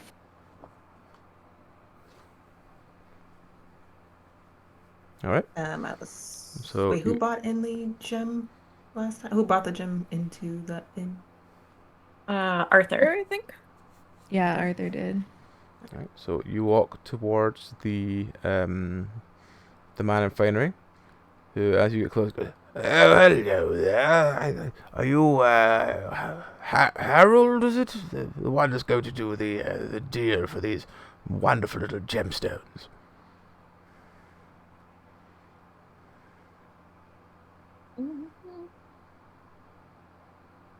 Not me.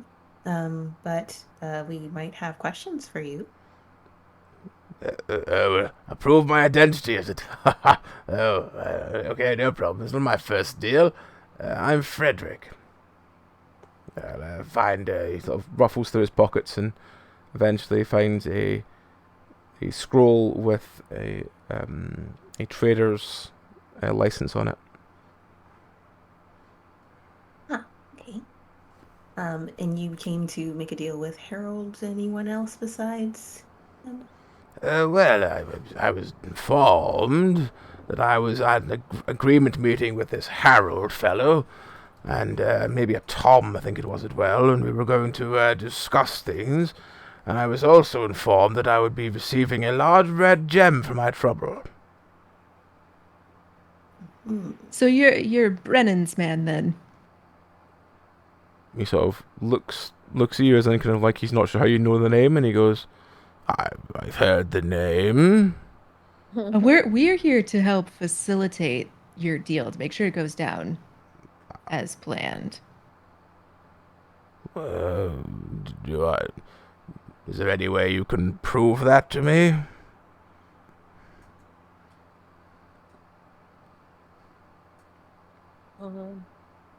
No, but we would like to be helpful. Does that change anything? I mean, we know Brennan's name, and we knew you were going to be here. And we just talked to Harold. What does Brennan sell? Let's do that. That's an interesting question that we should probably. The big drinking cup. What was called? Yeah, the tankards. Well, that's probably about as good an answer as I'm going to get. All right, okay. Well, so what are you going to do for this meeting then? Well, did he want a demon to come with the gem? Are they free? This one sounds like it might be, but it will cost eventually. Are we talking like one of those portable demons? You know, the ones that you send to enemies in the mail, and they sort of burst into flames and all that stuff. This one was trapped in a mirror in a cavern sealed away under earth. Well, I suppose you must find them all over, but I mean, I've heard the trade of sending enemies demons. I mean, if it's well contained, I suppose I'm interested. Well, it previously was contained in the mirror, but we feel as though the gems were part of what was keeping it there. Oh, wonderful. Well, if it comes free with the gemstones, then we'll just have to remember to mark that one that is full of demon. Is that supposed to make it cost more, or? Oh, a demon would knock the price well down. I mean, I'd have to deal with the demon. I'd pay a lot less for demons. Oh. Oh. See, I would think you would want to, like, if somebody could pay for a demon, that they don't have to summon themselves. I feel like. Well, yes, but it's a demon. It's not like it's a genie. Demons, you have to deal with the vexes and the hatred and the evil. Yes, I would pay a lot less for a demon. Yes. Yeah, So let's just half any figure I had in my mind, first of all, because of that demon incident. Yes. Demons sully anything good. Yes. That's why they need to die. Yes, exactly. That's a very good way of putting it, yes.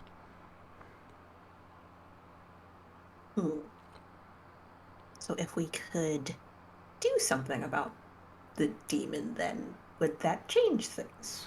Well, if you could remove the demon from the table, as it were, then I suppose I could raise the price a little. But it's demon tainted. I mean, this town's not going to get very much from me for demon tainted. Well, I don't think that's under our purview. We're just supposed to make sure that the deal goes down. Oh, well, that's fine. Well, I'll have this discussion with Harold then. I've made a note in my little book here that anything he tries to sell me, I have to give him a lot less for because of the demon issue. Oh, well, okay, but you were already giving him a lot less. That's just business, Got to give him the No. good price. I mean, depending on where I can resell it as. Exploitative.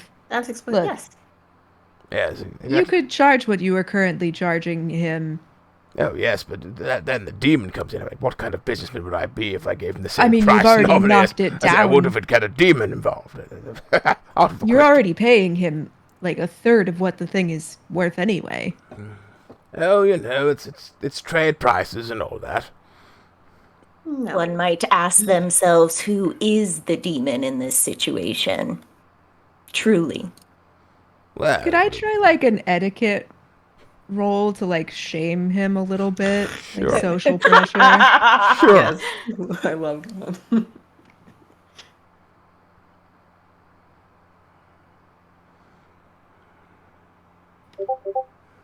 Oh, cool. Natural one. Baller. You start and he goes, Fuck. I think you'll find, my dear friend, that it's no longer acceptable in society to wear that thing around your neck.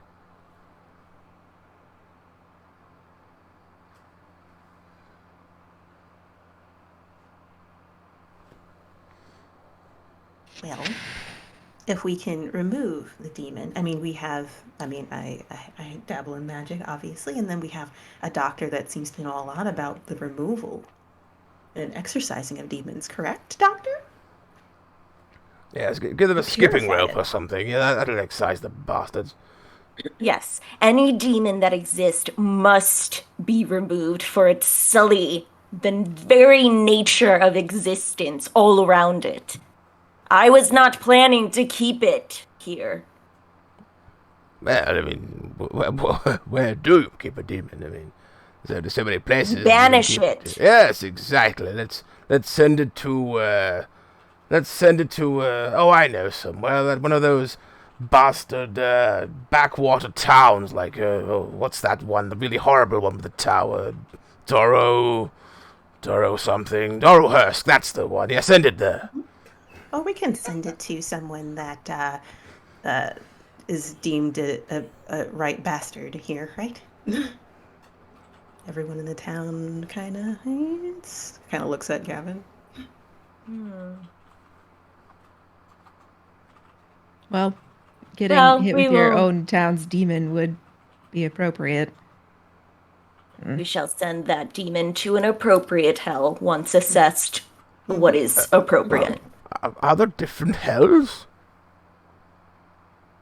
Yes. So that's a... I've never That's heard a this. hell of thing. a What question. kind of hells are there? I've always heard the one about what is it, the freezing cold, and you can never have a nice cup of warm tea ever again. Yes, it sounds absolutely dreadful. Well, hell is a very personal thing. To get into that discussion, we must discuss what does one consider hell. Hell could be a moment, hell could be an existence, hell could be another person, hell could be yourself, hell can be a many person. things. Oh God. Yes. I'd hate one to them. Oh. Yes. Hell can be time, hell could have no time. There are many different types of hell. Each very personal, and you should not ask about it. That was quite rude. Nala kind of like puts her hand on Dr. Enthral's arm and is like, who hurt small man? No. You're right. You're right, Nala. You are but a light that shine through the shadow. We shall just expel the demon. The shadows expel the demon? No. The demon's There not are like the light. shadows because of the demon, and Oh. Nala is a shining beacon through that to remind me the goal. Ah, It's a metaphor. so if a demon comes through, we sort of wave light at it. I never knew that. Thank you. It's good news to know that. It's not how that works, but I will not correct you, for I do not care enough.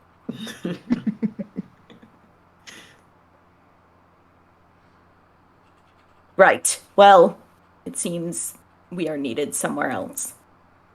If you see this Harold, please send him my way. I'd like to get on with this and get back to my own comfortable bed before the end of the night if I can. Yes, a fool would indulge in comfort during this time. Let us be gone! Cheerio! As you kind of walk back up, you see the barmaid just staring at you, just like, What did I just witness? I don't know. I wish I knew myself. at this point, the young girl that was making food comes up and goes, hello, what did I say? I'm just taking food out to Roderick. Why are you taking food to that useless drunk? Oh, well, Father asked me to take him over. He says he's not eaten in days. Why are you wasting food on that drunk? He's not going to appreciate you. He's not worth it, believe me, I know. Oh, well, Father's asked me to do it anyway. I'll be back later. Well, see you later. The young girl takes the food and gently and just quietly leaves. Dealing with a town drunk? He's my ex-husband. Well. Yeah, he could not deal with our son, so he climbed into a bottle and has never come back. See, like my metaphor said, hell can be other people or themselves. He's like looking to his like group, like, come on. Mm-hmm. It was a great metaphor. It was the perfect metaphor. It was perfect. It could be used in several situations. Mm-hmm. Thank you. Mm-hmm. Top notch. But yes. So Arthur bought something to the inn from the Alper's house. You seen a big red rock? Yes. Yeah, there was a big red rock brought earlier by Harry. What do you want with it? There's a demon in it. Potentially, we don't know for sure yet. We're not sure. We just wanted to check before anything else. Apologies that you can now hear my cat having a shout in the hallway.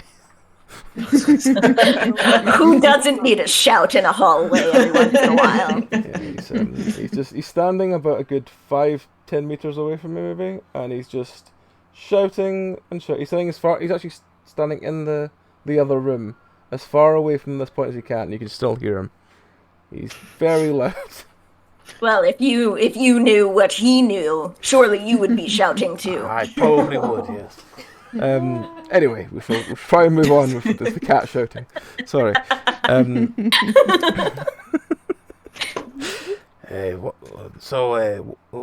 What do you mean by demon? You know, darkness incarnate, the evil that Oh, you mean Miss Crabbit? Try to fight against. Well, similar to her, but with horns. Oh. Yeah, It's a very horrible thought.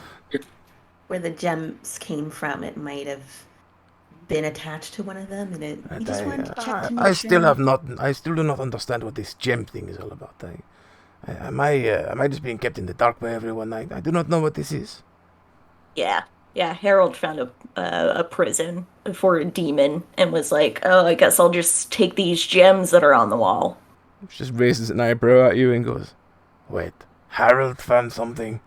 Harold, famous for not being able to find his arse where he fell over? Harold. Well, I think it was Arnold that found it because he fell over. Arnold? Harold Arthur? and Arthur, I think. Oh, Arthur, yeah. Well, Yeah, Arthur I has don't always know. had a very strange luck with these things. Not Arnold? No, sounds similar though, so makes sense. But yes, they found apparently it might have been a prison for a demon, and we want to make sure that it's not attached to that big red rock. Well, the rock is it's just there. and she points into the back room, and you see, as she points at the light very lightly glinting off this massive red rock. I guess Harold was going to pick it up later. Do you want it? May we inspect it? Do what you want with it. It's not my property. It's. If Harold has brought this here, then it is free. If he's not here to guard it, it's free. Whatever wants it. So yeah, sure, help yourself. Okay. So I am going to. I mean, I guess arcane is another like just to do that out. Like I don't know another way to inspect it besides that. But wait, let me. Oh, please. Yay. It has substantially less magic than before, though the sensation of it trying to draw something towards it and the bitter cold when you're even a meter away from it now is a lot stronger. Can I tell if something's like if it's containing something, or is that like I can't tell that at all. It feels oddly empty, but it feels like it's like trying to bring something into it. Fascinating. So it seems that that cold is getting more intense. It's trying to pull something in, but I don't think anything's in it. There's a feeling of emptiness. Dr. Enthrall is going to go in his pockets again and try and do a holy water flourish at it. Okay. So you throw the Reveal thyself!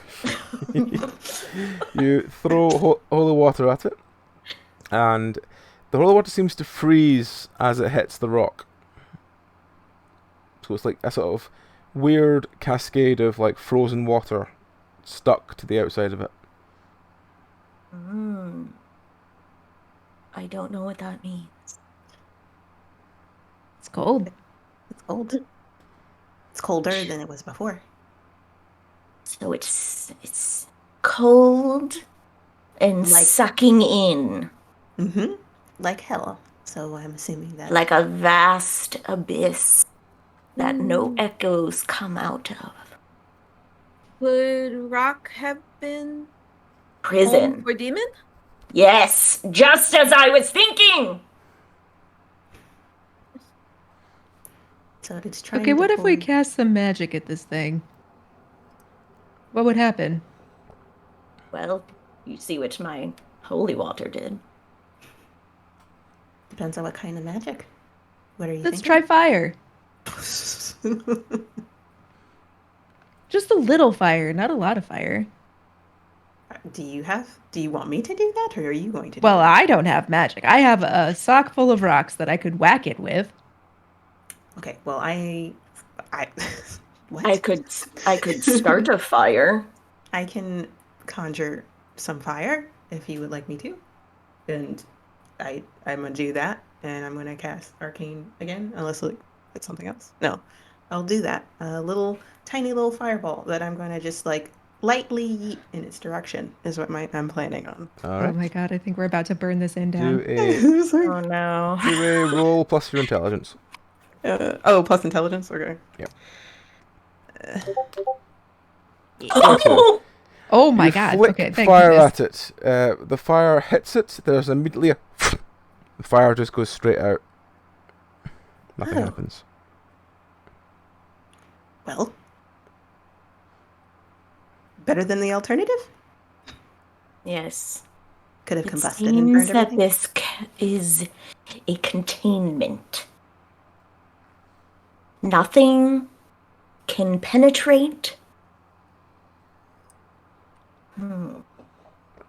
So it would seem this could just be an empty shell if we don't feel any demony.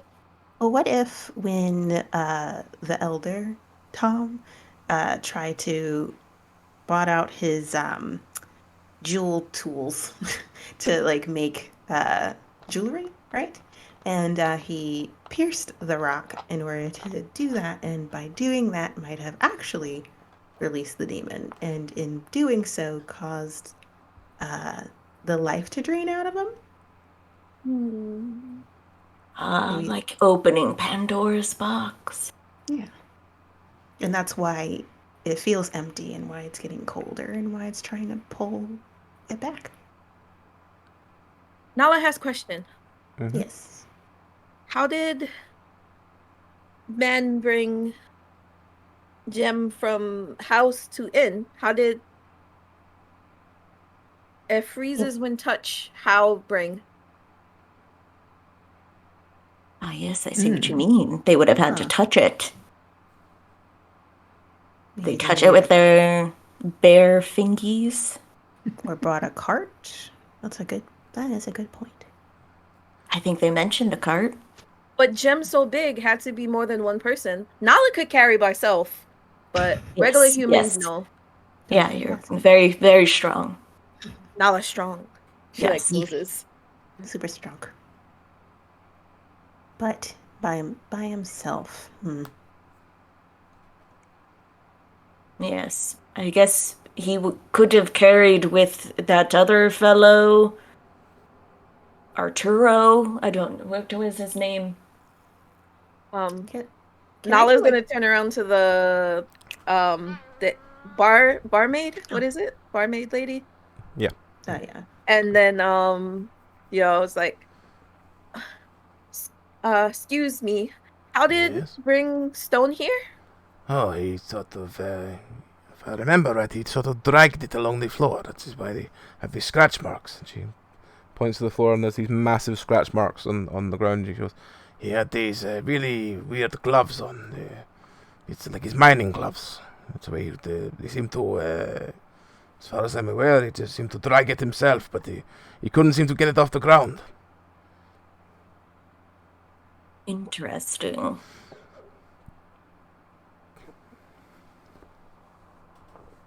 Where did he get the gloves? Well, it sounds like he may have used it when mining. Yeah. Feel like we may want to ask this person question. I agree. Yes. We need to talk to Arthur. That's the name. You need to talk to Arthur, but Arthur's a mute. He does not talk. That's Well, not entirely true. No, we heard a full conversation. Well, he sort of grunts, I guess, but he does not talk normally, no. No, Oh, we definitely we heard definitely speech. talked. I was yeah. talking to Really? Harold. Had a whole conversation. I will need to investigate this. Has he never talked before? No, I've never heard him talk the entire time. Interesting. Maybe it was not Arturo who was speaking. Arturo? Arthur. Arthur? Right, okay.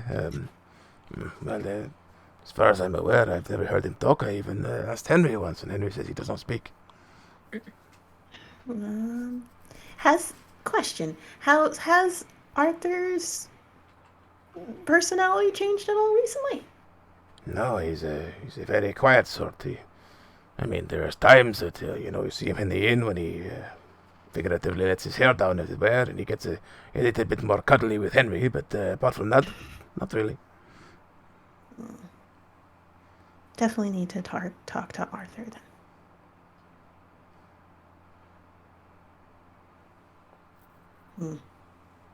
Or Where Little would he Tom be? as well, maybe. I feel like we might be running out of time here. Yeah. We We should go to the source. If we heard him, Arthur, speak, and he is not known as a speaker, then we must know whomst was speaking.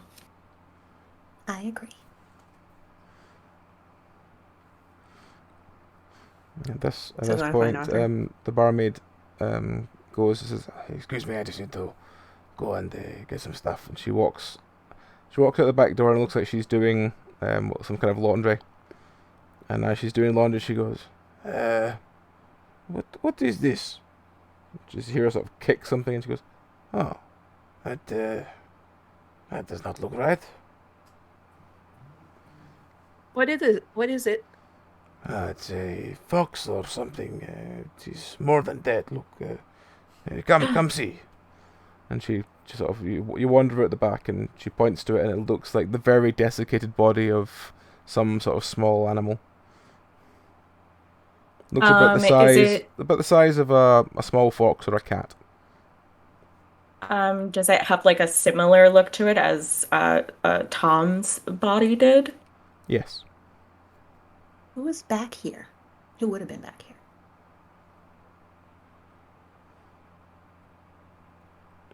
Are you asking me? Sorry, I was not listening. What? Yes, sorry. Who would be back here with? Well, the only person that... She stops there and she looks at the sort of mess that is the back, and she goes, I have a feeling I know who was here last night.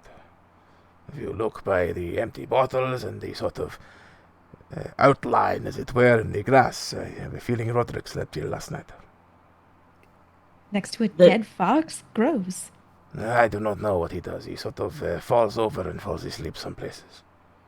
But if you look here, and she sort of slowly traces her finger around the line, and the more she does, the more you can see exactly what she's talking about. This looks like the line of a collapsed Roderick. I don't know what he did to that poor animal. I do not know what he did to that poor animal, but it is slightly worrying, no? If it makes you feel better, I don't think he did this. Well, I think I already have a very low opinion of Roderick as it is, so I cannot say anything. But he might have seen what happened. Very true. A witness. If not drank away what he remembers. Well,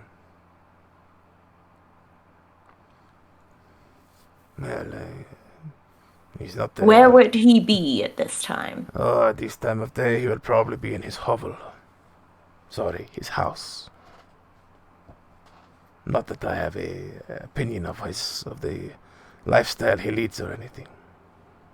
A hovel can be a house, and a house can be a hovel. Where that young girl went to get food. Yes.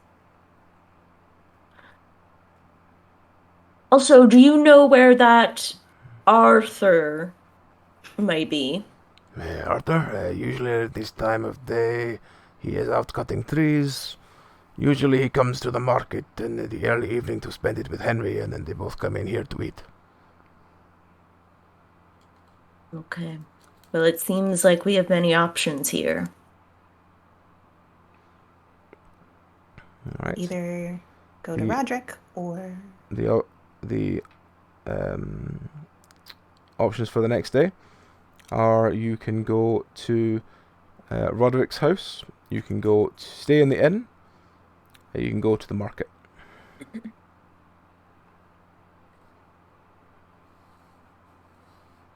What do we want to do?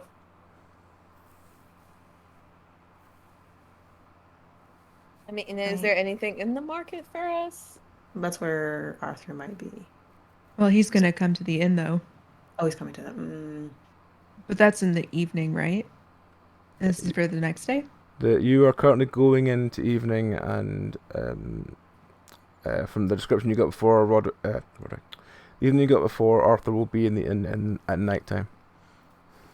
Okay. Well, and the gem is here. I feel like staying put and letting everyone come to us is a good option, but also, we might also see what is going on with Roderick. Yeah, I'm torn.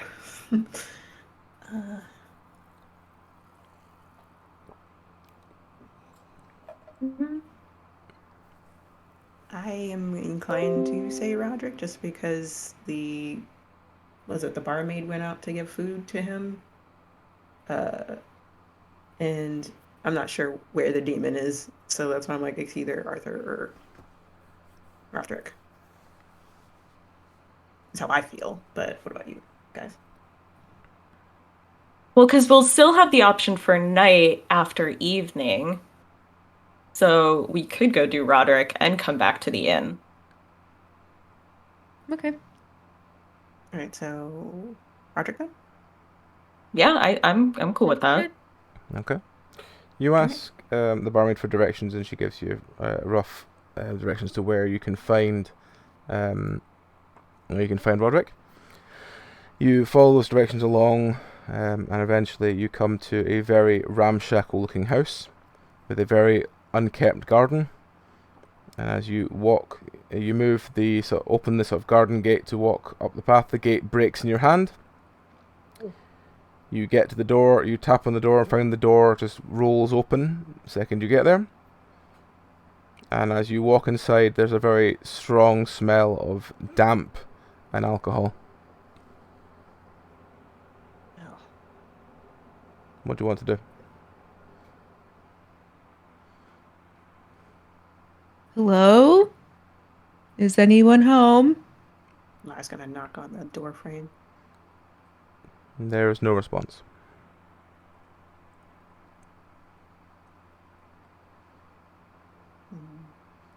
Is there like any food left over or left behind at the front door? Basically, from when you look around with what light sources you have, you just find the house seems to be full of empty bottles and very rotten food. As you begin to look room to room, you just find it more and more empty bottles and rotten food. And as you get to the back room, which looks like it would have been like a sort of study, you find on the floor another desiccated body. Next to it seems to be what looks like dropped plates of food that have shattered, and the food is spread everywhere, like someone who is carrying it got a fright and dropped them. I see. And it's just that body there, no, like it looks like. Where's small barmaid girl? There is no sign of her. She might have just ran out when she saw the body. Or she is the body. Where did she run to? We would have seen her. That's fair. Can I investigate the body closer to see if Yep. or they look recognizable? Yep. You do me an awareness roll. Sure. What is my awareness? Okay. Wow. Yes. You, as you get closer, you sort of poke the body once, and it almost completely disintegrates into dust. Oh. Oh. I did not know that would happen. You Sorry. start coughing from the amount of dust in the air now. Oh, don't breathe that in. That's human. Maybe. He flips his hood like a little lower on his face so he can cover his mouth. Don't breathe in, human. Don't have to tell me twice. Human dust smells like roast chicken. You're not wrong. I wish I did not think that now. Yeah. So either this was the barmaid or this was the drunkard. But we can't. Why would he have been desiccated? Is there a gemstone somewhere around here? Yeah, but like they said, they haven't heard from him in a few days. That's why they bought up food. Well, that's why I'm asking. Is there like a gemstone or something hidden here? Alright, sorry. There is no gemstone or anything lying nearby. Maybe whatever was in the gemstone is doing the desecrating. I mean, if it's been unleashed already, it might just be able to wander. Or found Or it's someone- in somebody Yes. and wandering. So we need to find out if this is Roderick or that lady whose name has left me. I'm not sure if a name was given, actually. So I don't think you need to worry about that, Doctor. Okay, thank you. You look over the body, and the only identifying marks you see is on his left hand there is a wedding ring. And as you sort of go to try and collect it, the rest of the hand dissolves around it. And you're just left holding this ring. And as you pick the ring up, you look at the inside and it says Odessa. Oh, this is definitely Roderick. So the barmaid probably found him and ran out. But we didn't see her. Yes. So the fox is dead. Roderick probably been here for a little bit. And then Tom? Mm-hmm. Oh, If nothing here, Nala, I think we should go back to inn. yes, Agreed. I quite agree. At I least agree to with that. inform others of what we found. If the barmaid gave back, then probably she did, but I hope Yeah. she made it back. Get her the ring back or something, you know? Okay. Yeah. So your options for the next time slot are the inn, the mine, or the marketplace. And it's the Inn, nighttime I slot. think. Okay. Yeah.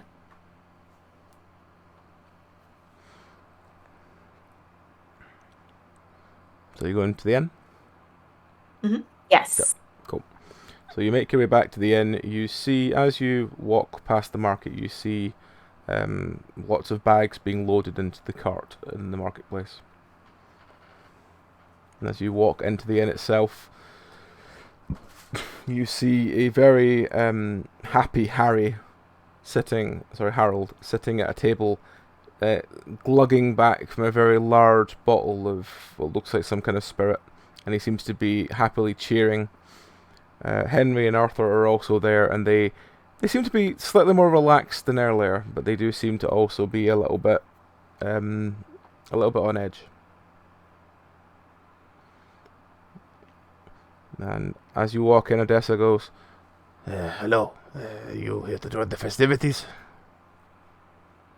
What festivities are Well, the gem sale? Yes, the Harryman made a deal with the gem man, and he has given us quite a lot of gold.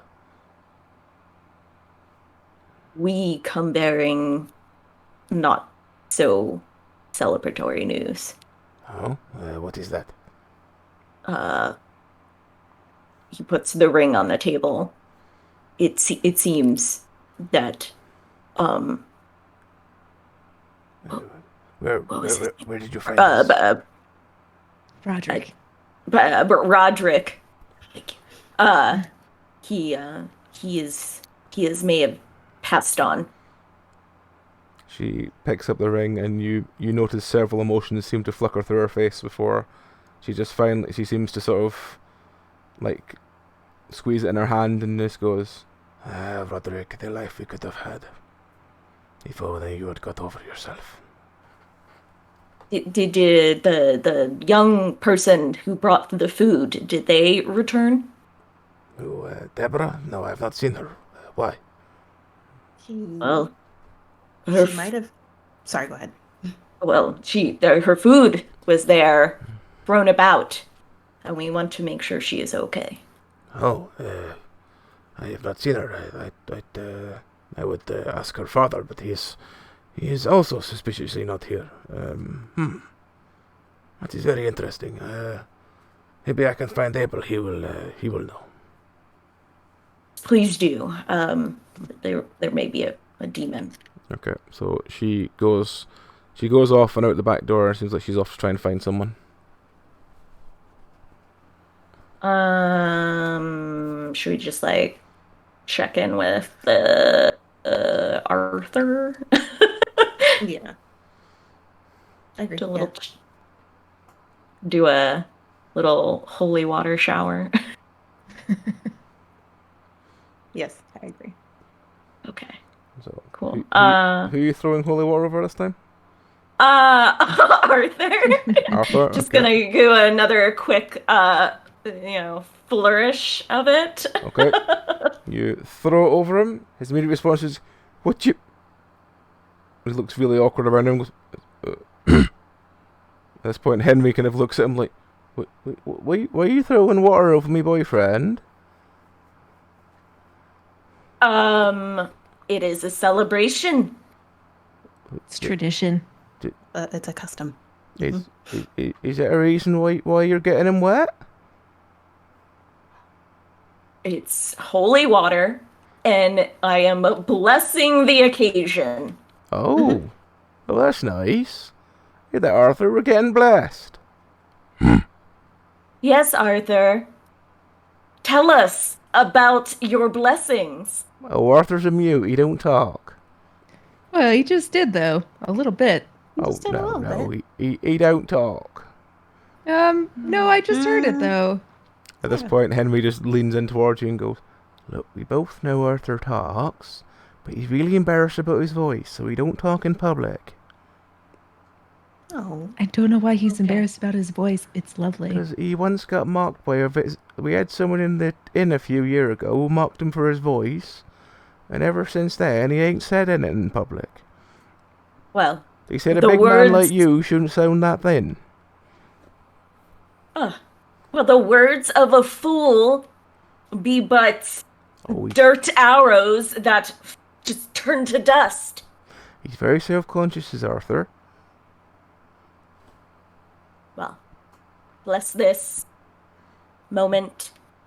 May you find the Well. courage to use your words in the future. Well, that's nice, isn't it, Arthur? And Henry just walks over and just kisses Arthur on the cheek. And Arthur just looks very Aw. bashful. No. Okay, so it's not Arthur, so we should probably find that waitress Okay, lady. well, just At this point, Harold seems to notice you and goes, Hello. Thank you for all your words earlier. It's really helped. What helped? What happened? You told me to ask for more, so I asked for 2 gold more on all the gems. oh, buddy. Yes, well, Okay. We did made you a wind lot up more money than we were going to. yes. Have you seen the waitress lady that is usually around here? What was her name? Tiffany? Bella? You're just thinking of names. Barbara? I wasn't it so aware Barbara? it was a waitress.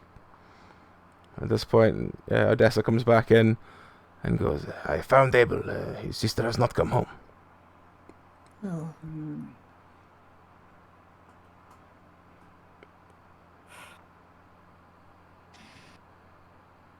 Has anyone seen the barmaid? She's gonna say that to the whole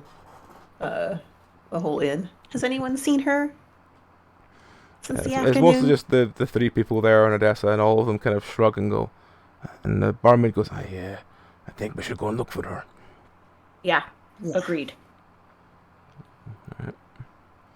So you all spread out and start looking, and before you know it, it's now morning. The morning time slot has the market, the school, or the inn. I say let's go to the school. We haven't been there. Yeah, I agree with that. Yeah. All right. Yeah. So you walk over to the school building. You notice that the rather fancy-looking cart that was there is now leaving town. As you walk into the school, the sort of old woman that you remember staring at you very weirdly on the first night is seemingly in front of her, and she's going, "The thing about sheep shearing is we need to do..." And she stops as soon as she sees you. And as she sees you, you look at the classroom. The class is full of... There's 5 kids there. They are all creepily identical. And as they basically are sitting, it looks like the albino girl's in the middle, and all the rest are sort of sitting at chairs around her, almost at compass points around her, watching the teacher. And There's a blonde one, a ginger one, a one with very, very, very dark black hair, and a sort of brown-haired one. And they're all sitting around this, and they all just look to you as one. What do you want to do? Oh, this is fine. Children of the Corn shit right now. Is little Tom here? Like young Tom here? Little Tom's not turned up today. Don't know where he is. Seems like everyone's going missing today. Is he not turned up today because they ate him? What? What? No.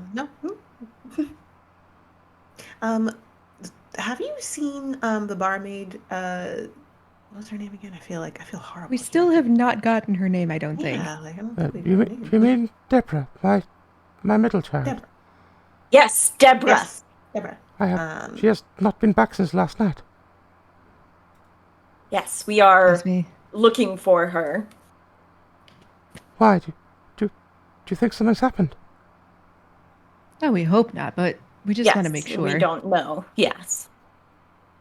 Well, she usually would be here to help me with the class, but she's not here.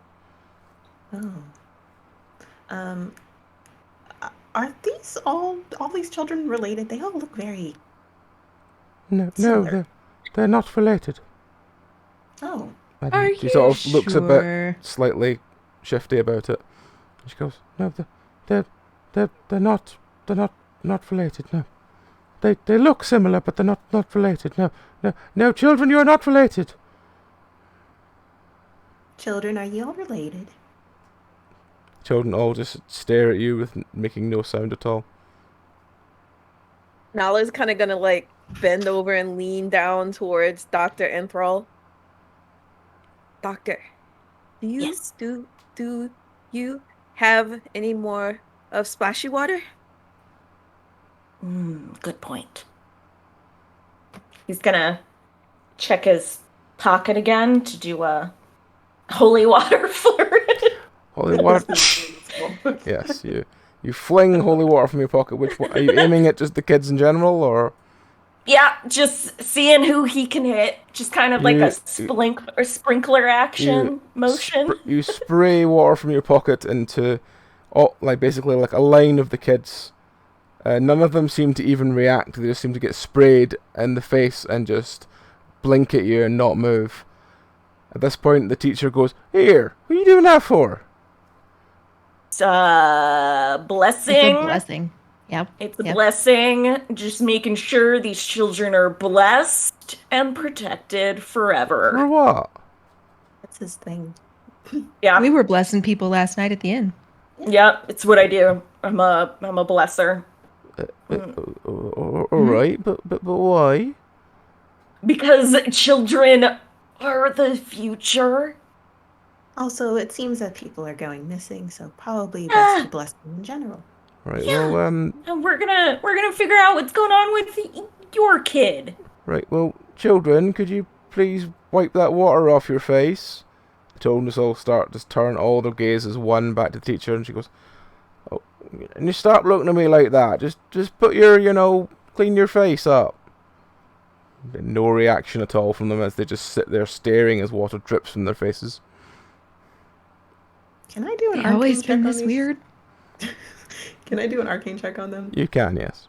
Okay, because like this is creepy. Hold on a second. There's a very strong when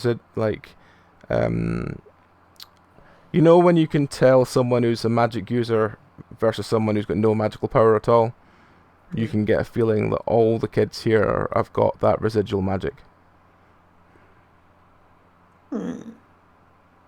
They're all magic users?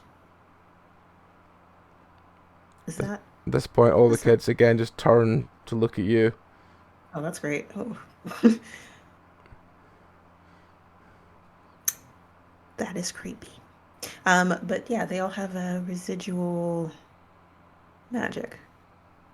Okay, I'm about to ask something really insensitive here. Are you ready? Yes. I mean, You Sure. talking about, teacher? these are not my children. I don't care. I'm not offended. Okay. Are all of your parents dead? How dare Yes, you? raise your hand. Right, the teacher walks over to you all and goes, I can't have this in my classroom. Get out. Get out now. Okay, but just answer the question and we'll go. She sort of Are all their parents dead? She sort of looks as if she's kind of doesn't know what to say, and then just looks back at you and goes, "No, they're not all dead. Only some of them. Like a majority of them? No." She goes, "Talk amongst yourselves," and then she walks. Like she would walks you away, say, and like she's a just like 60-40? she has a kind of look at like, "Why did I say that? They're not going to talk. They don't say anything." And she walks outside with you, and she goes, "Right. Why are you wanting to know about their death? Their parents, sorry." Well, they all are not acting like children. They all have magic, residual magic over them, and they all look strikingly similar, even though they're not related. And she does air quotes on that one. They act as husk. Parents tend to drop like flies here, apparently. She just sort of seems to breathe very heavily, then she goes, "Alright, fine. They are all related, alright? Don't talk about it, but they are." Like cousins? No. Twins? Half siblings? They're...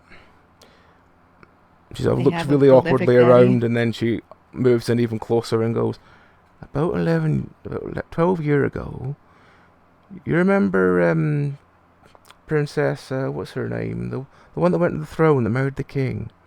Her. She's from here. We had this big celebration when they got married. But the problem is, we had a week long of, much drinking and an even larger pot of mushroom stew from the local mushrooms, as it were. And 9 months after that event, 4 of the girls, including myself, in this village fell pregnant.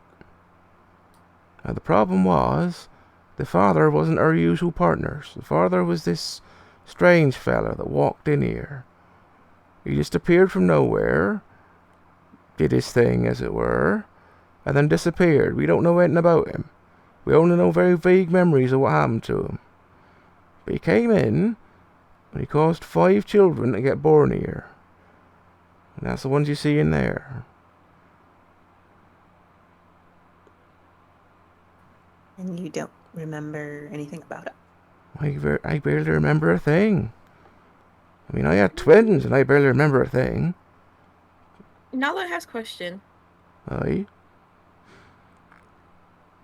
When did gems start to leave village? What gems? I've not heard about a gem. What gem says? Why does no one in village know about gems? Well, I think Harold and Arthur may have been keeping that amongst themselves. What? What's this? Have I been kept out of the loop about something?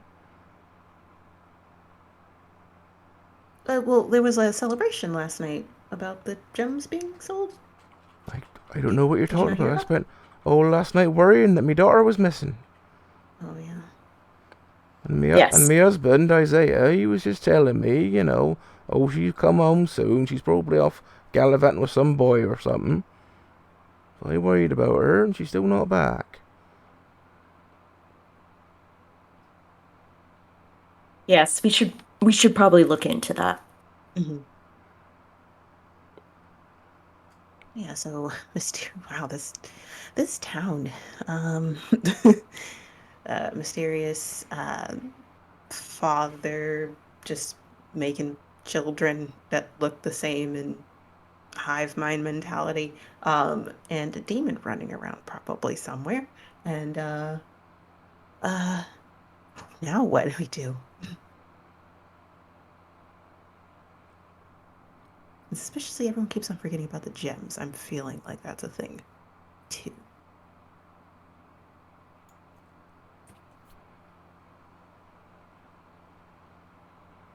Now what?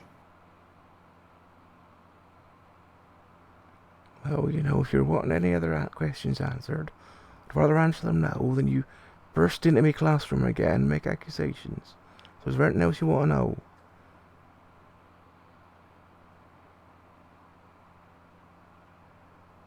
the next thing I guess we can do is find your daughter. Yes. That is probably the best place to go from here for a paternity case is not as urgent. Who knows if it's connected or not. So, where to next then? Great question. Alright, well, the next time slot, the options are the mine, the inn, the market, or the elder's house.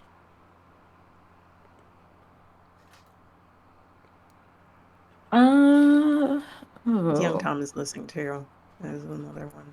But Young Tom is missing? I didn't think he was missing. well, he was. Well, supposed to be he in didn't show school. up to school. Show For up. school. Right. So we have one person that's clearly missing, hasn't shown up all night, and then there's a kid that hasn't come to school the next morning.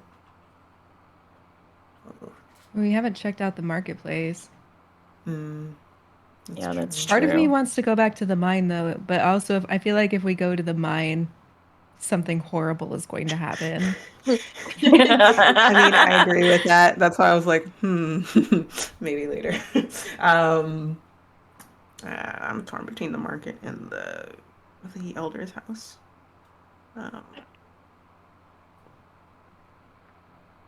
Yeah, I'm fine with going to the market. Yeah. Yeah, we haven't been there yet. Alright, we go to the market. Yeah. Yeah. So you work your way from the schoolhouse, and the teacher goes back inside, and you work your way towards the market. The market just has two quite large like funeral pyres built. One of them has the very desiccated body of the elder. The other has the body of Roderick on it. And as you arrive, Henry is making the last sort of touches to it, and Arthur's holding pillars for him. He goes, "Hello there. How are you doing?" Well, we still haven't found Deborah, and that's very concerning. Oh, that's not good. We didn't find her last night, did we, Arthur? We looked all night. Arthur even looked in the forest.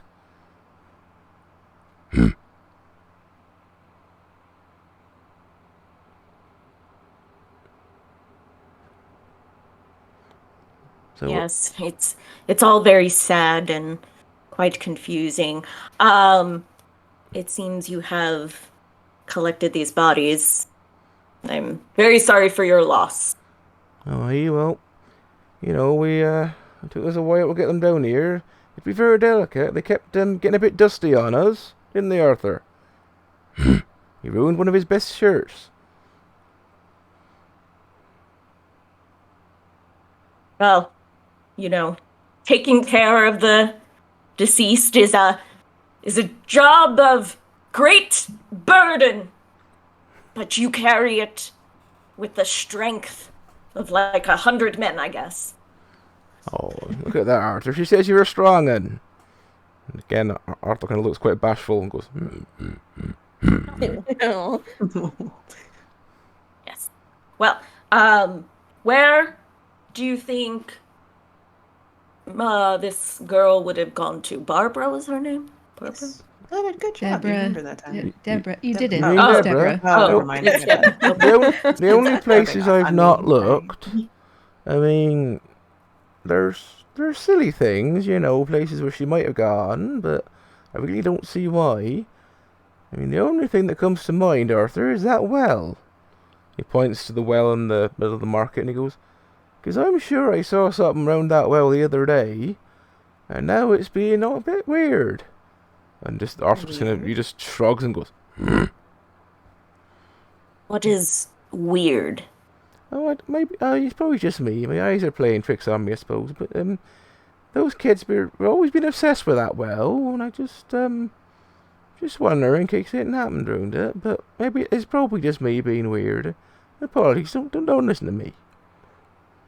Wells can keep endless secrets.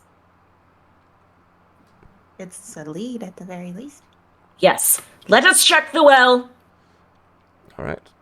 You look into the well, even though it's like the afternoon sun is quite high, about maybe a meter down into the well, it's pitch black. I'm pretty sure that's not how light works. Yeah. So I have like a on me. I have like flint and tinder and a straw doll. Can I set the straw doll on fire and Yep. just like toss it down the You just well? spark the doll, Nice. you throw it, it goes about maybe another meter down, then there's a sort of thump sound, and the doll and then it just goes back to dark. Interesting. Reminds me of when we tried to light the gem on fire. Yes, Yeah, you're right. we should investigate. How does one get to this well? Is there a sewer system of some sort, or is it just you go down the well? Oh, I don't really know. I mean, it's been here since long as I've been alive. It's always been the water source for the village, so, oh yes, so being that, really, isn't it, Arthur? Do you know where the water comes from? Arthur just shrugs and goes, No, I don't know either. I never actually thought about it till now. It's awfully queer, that. Yes, very strange. Where's the bucket that goes down? Oh, it's over there. And they point to a very large wooden bucket that sits to the side. Made it myself. One of my first projects, actually. I'm quite proud of it. Very well, I will send the bucket down and see if Walter returns. Yes? At this Worth point, a you try. hear Henry lean over to her.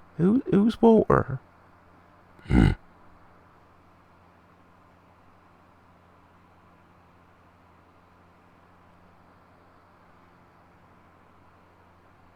Send it down. Yeah, let's do it. Alright, so is someone getting in the bucket, or you just send the bucket down as itself? First, I'm going to send the bucket down, see what those results are, and then decide if I'm going to hop in. Alright, you send the bucket down. Eventually, after a couple of meters into the gloom, you hear the splosh of it hitting water. Then you wind it up. It does feel a lot heavier, and as it gets closer to the wound up, it smells very strongly of iron.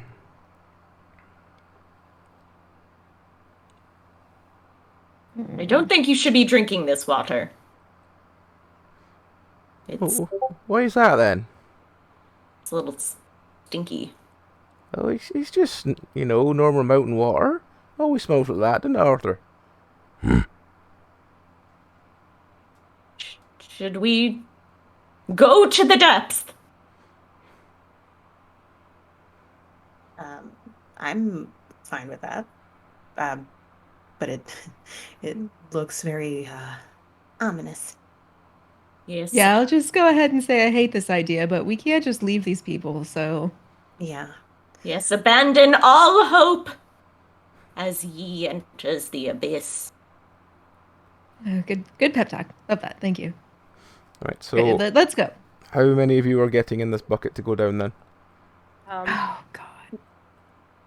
Nala will stay up and be the one to lower them down in the bucket because I don't think she can fit in the well.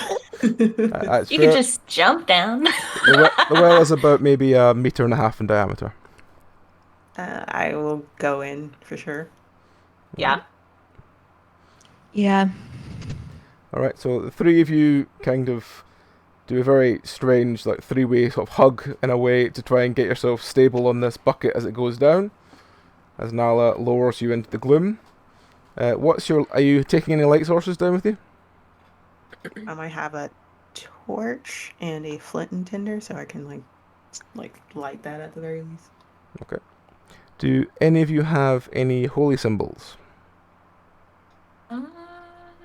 Because I can't remember if you had any that anyone had in that and look. No, I didn't get that. Okay. Oops. No, just checking if that's on your person.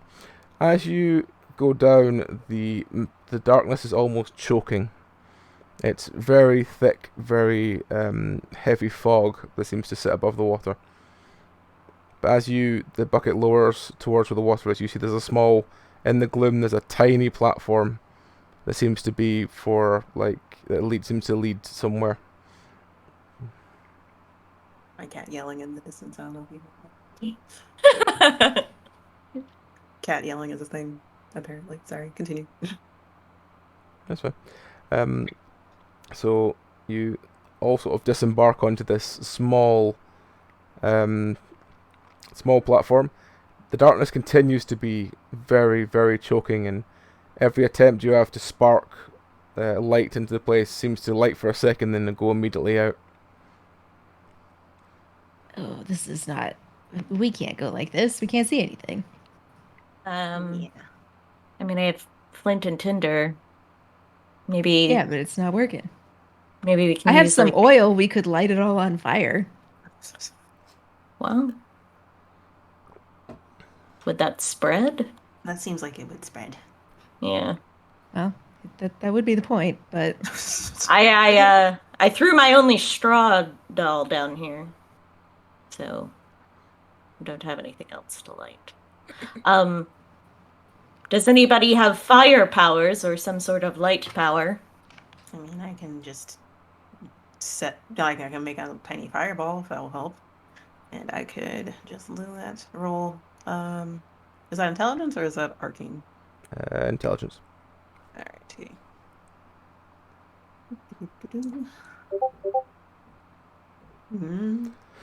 You try and spark any kind of light. Your fire, as long as you channel it, it stays lit. The second you unfocus even for a microsecond, it just goes straight back out again. And you said the platform leads to somewhere? Yep, it leads sort of up and along what looks like some sort of underground river. Okay. So I have a dungeoneering skill. Just to understand, is that just understanding how certain places are built? Is that kind of like a navigation thing? It's kind of like a navigation thing, yeah, but it's kind of like being able to understand the concept of dungeons, of finding hidden passages and stuff. Okay, cool. I just wanted to understand what that skill was. Well, I say we move forward. Maybe the darkness is less dark in there. All right. We're gonna die in a sewer. All right. Best to die fighting for something. Death will come for all of us eventually. You push your way through the darkness. The darkness is getting more and more choking as it's getting on. No, this was a bad idea. As you work your way along, eventually you come to what looks like a dead end, and there's a tiny bit of light from above. What do you want to do?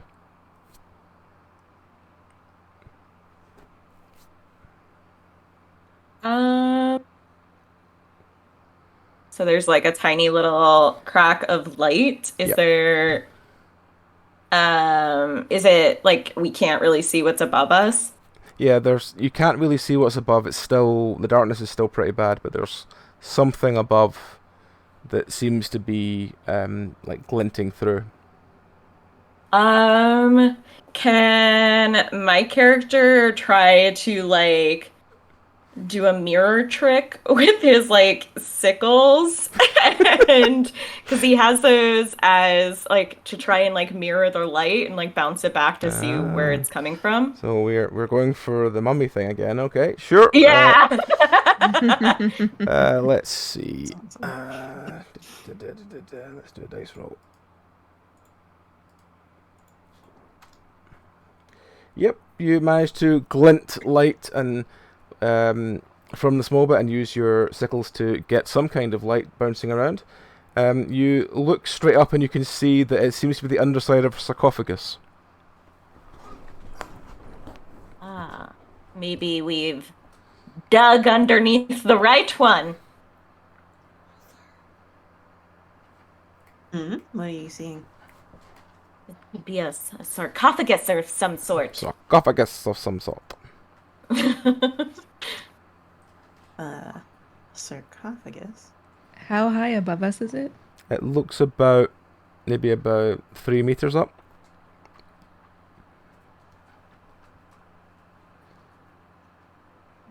If one of you stood on the other one's shoulders, you could probably reach it enough to try and push it if you wanted.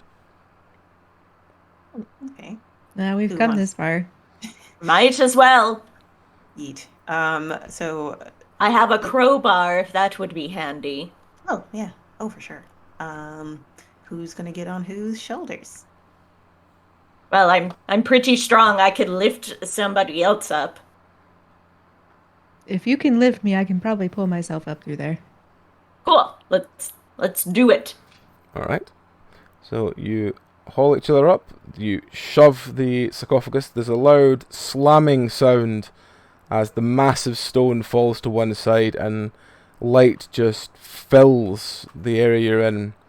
And as you look up, you can just see the remnants of like 2 or 3 gemstones still attached to the wall, where the rest have all been removed. All 4 walls are barren from gemstones at the moment. And as you're looking around the room, there's a strange like rumbling in the ground, and all around you like green and purple smoke seems to start billowing from between the cobblestones. As soon as it like touches your skin, it feels like it's burning, and it's almost like acid burning through you.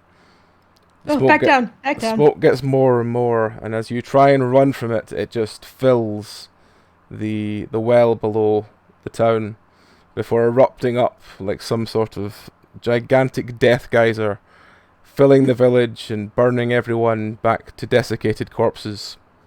There's a mocking laughter in the air as the demon rises up through the ground, speaking in an ancient tongue. Loosely translated, it's easy enough to say, "You did not save the world." We never do. Never do. We are the worst at I saying. am. We really are. I will tell you that you are way different from everyone else we've had run this so far. So for those who are interested, we do run this story with multiple groups, so they have different things that the different groups will experience.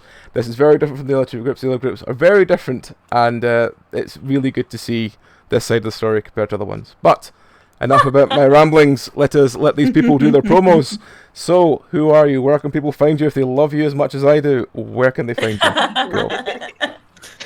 You can find us on any of the major podcatchers, your favorite ones. We're the Lovely Craftians podcast. We're an actual play Call of Cthulhu podcast. We're in season 4, so there's a solid bingeable like 120 episodes or so.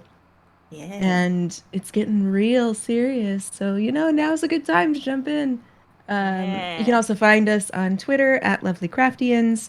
You can find us here on Twitch, Lovely Craftians channel, where we play horror games usually together, and we wind up just scaring each other and laughing too much.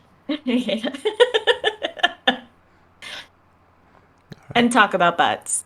And we talk about butts a lot. I'm surprised it didn't come up here, to be honest. It comes up in conversation. We were no on our matter good what. behavior today. we were acting as guests. But yes, as I've said many times before, I love you guys. I think I'm a season behind actually, which I'm going to look forward to binging on after Halloween's all over. Oh man. But yeah, as I said, these folks have done many years of this already, and every time I have one, I love them. They're fantastic. They always have a far different perspective from anyone else, and I will eternally love running anything with them. So yes, we love never saving the world. Yeah. Yes. What I'll do is I will wind up the stream, and then I will let them ask me any questions they want to know about what the fuck's actually going on. But we can't do that in public in case we have other people running it. So we will wind up there. So do you have anything else you'd like to plug or say before we wind up the stream? Yeah, that's think everything so. for me. Yeah. Thank you. This was a lot of fun. Yes, thank Yes, you. it's always so much fun. It's always so good. Maybe one year we would. I Someday know, we're like, gonna. That's gonna why do it. it's just like we gotta.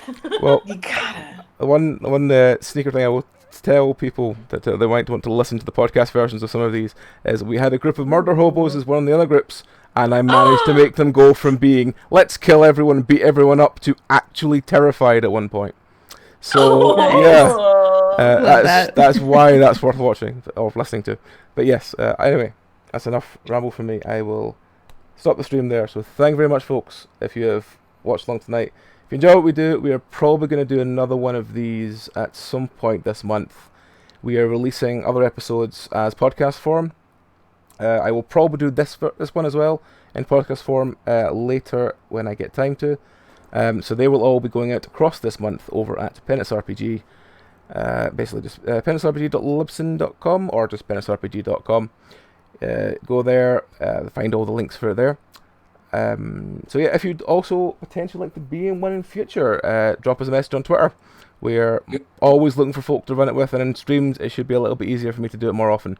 So yeah, if you'd be interested in future, please drop us a line. Apart from that, you all take care, folks. We'll be back tomorrow with, I think we're playing something tomorrow, I can't remember, but we're playing something tomorrow night. Drop along if you want to have a laugh. Chuck us, follow us again on ourselves. Follow LovelyCraftians because they're also fantastic. And yes, we'll see you later. I am terrible at outros. Good night, folks. That was great. Bye. Bye. Bye.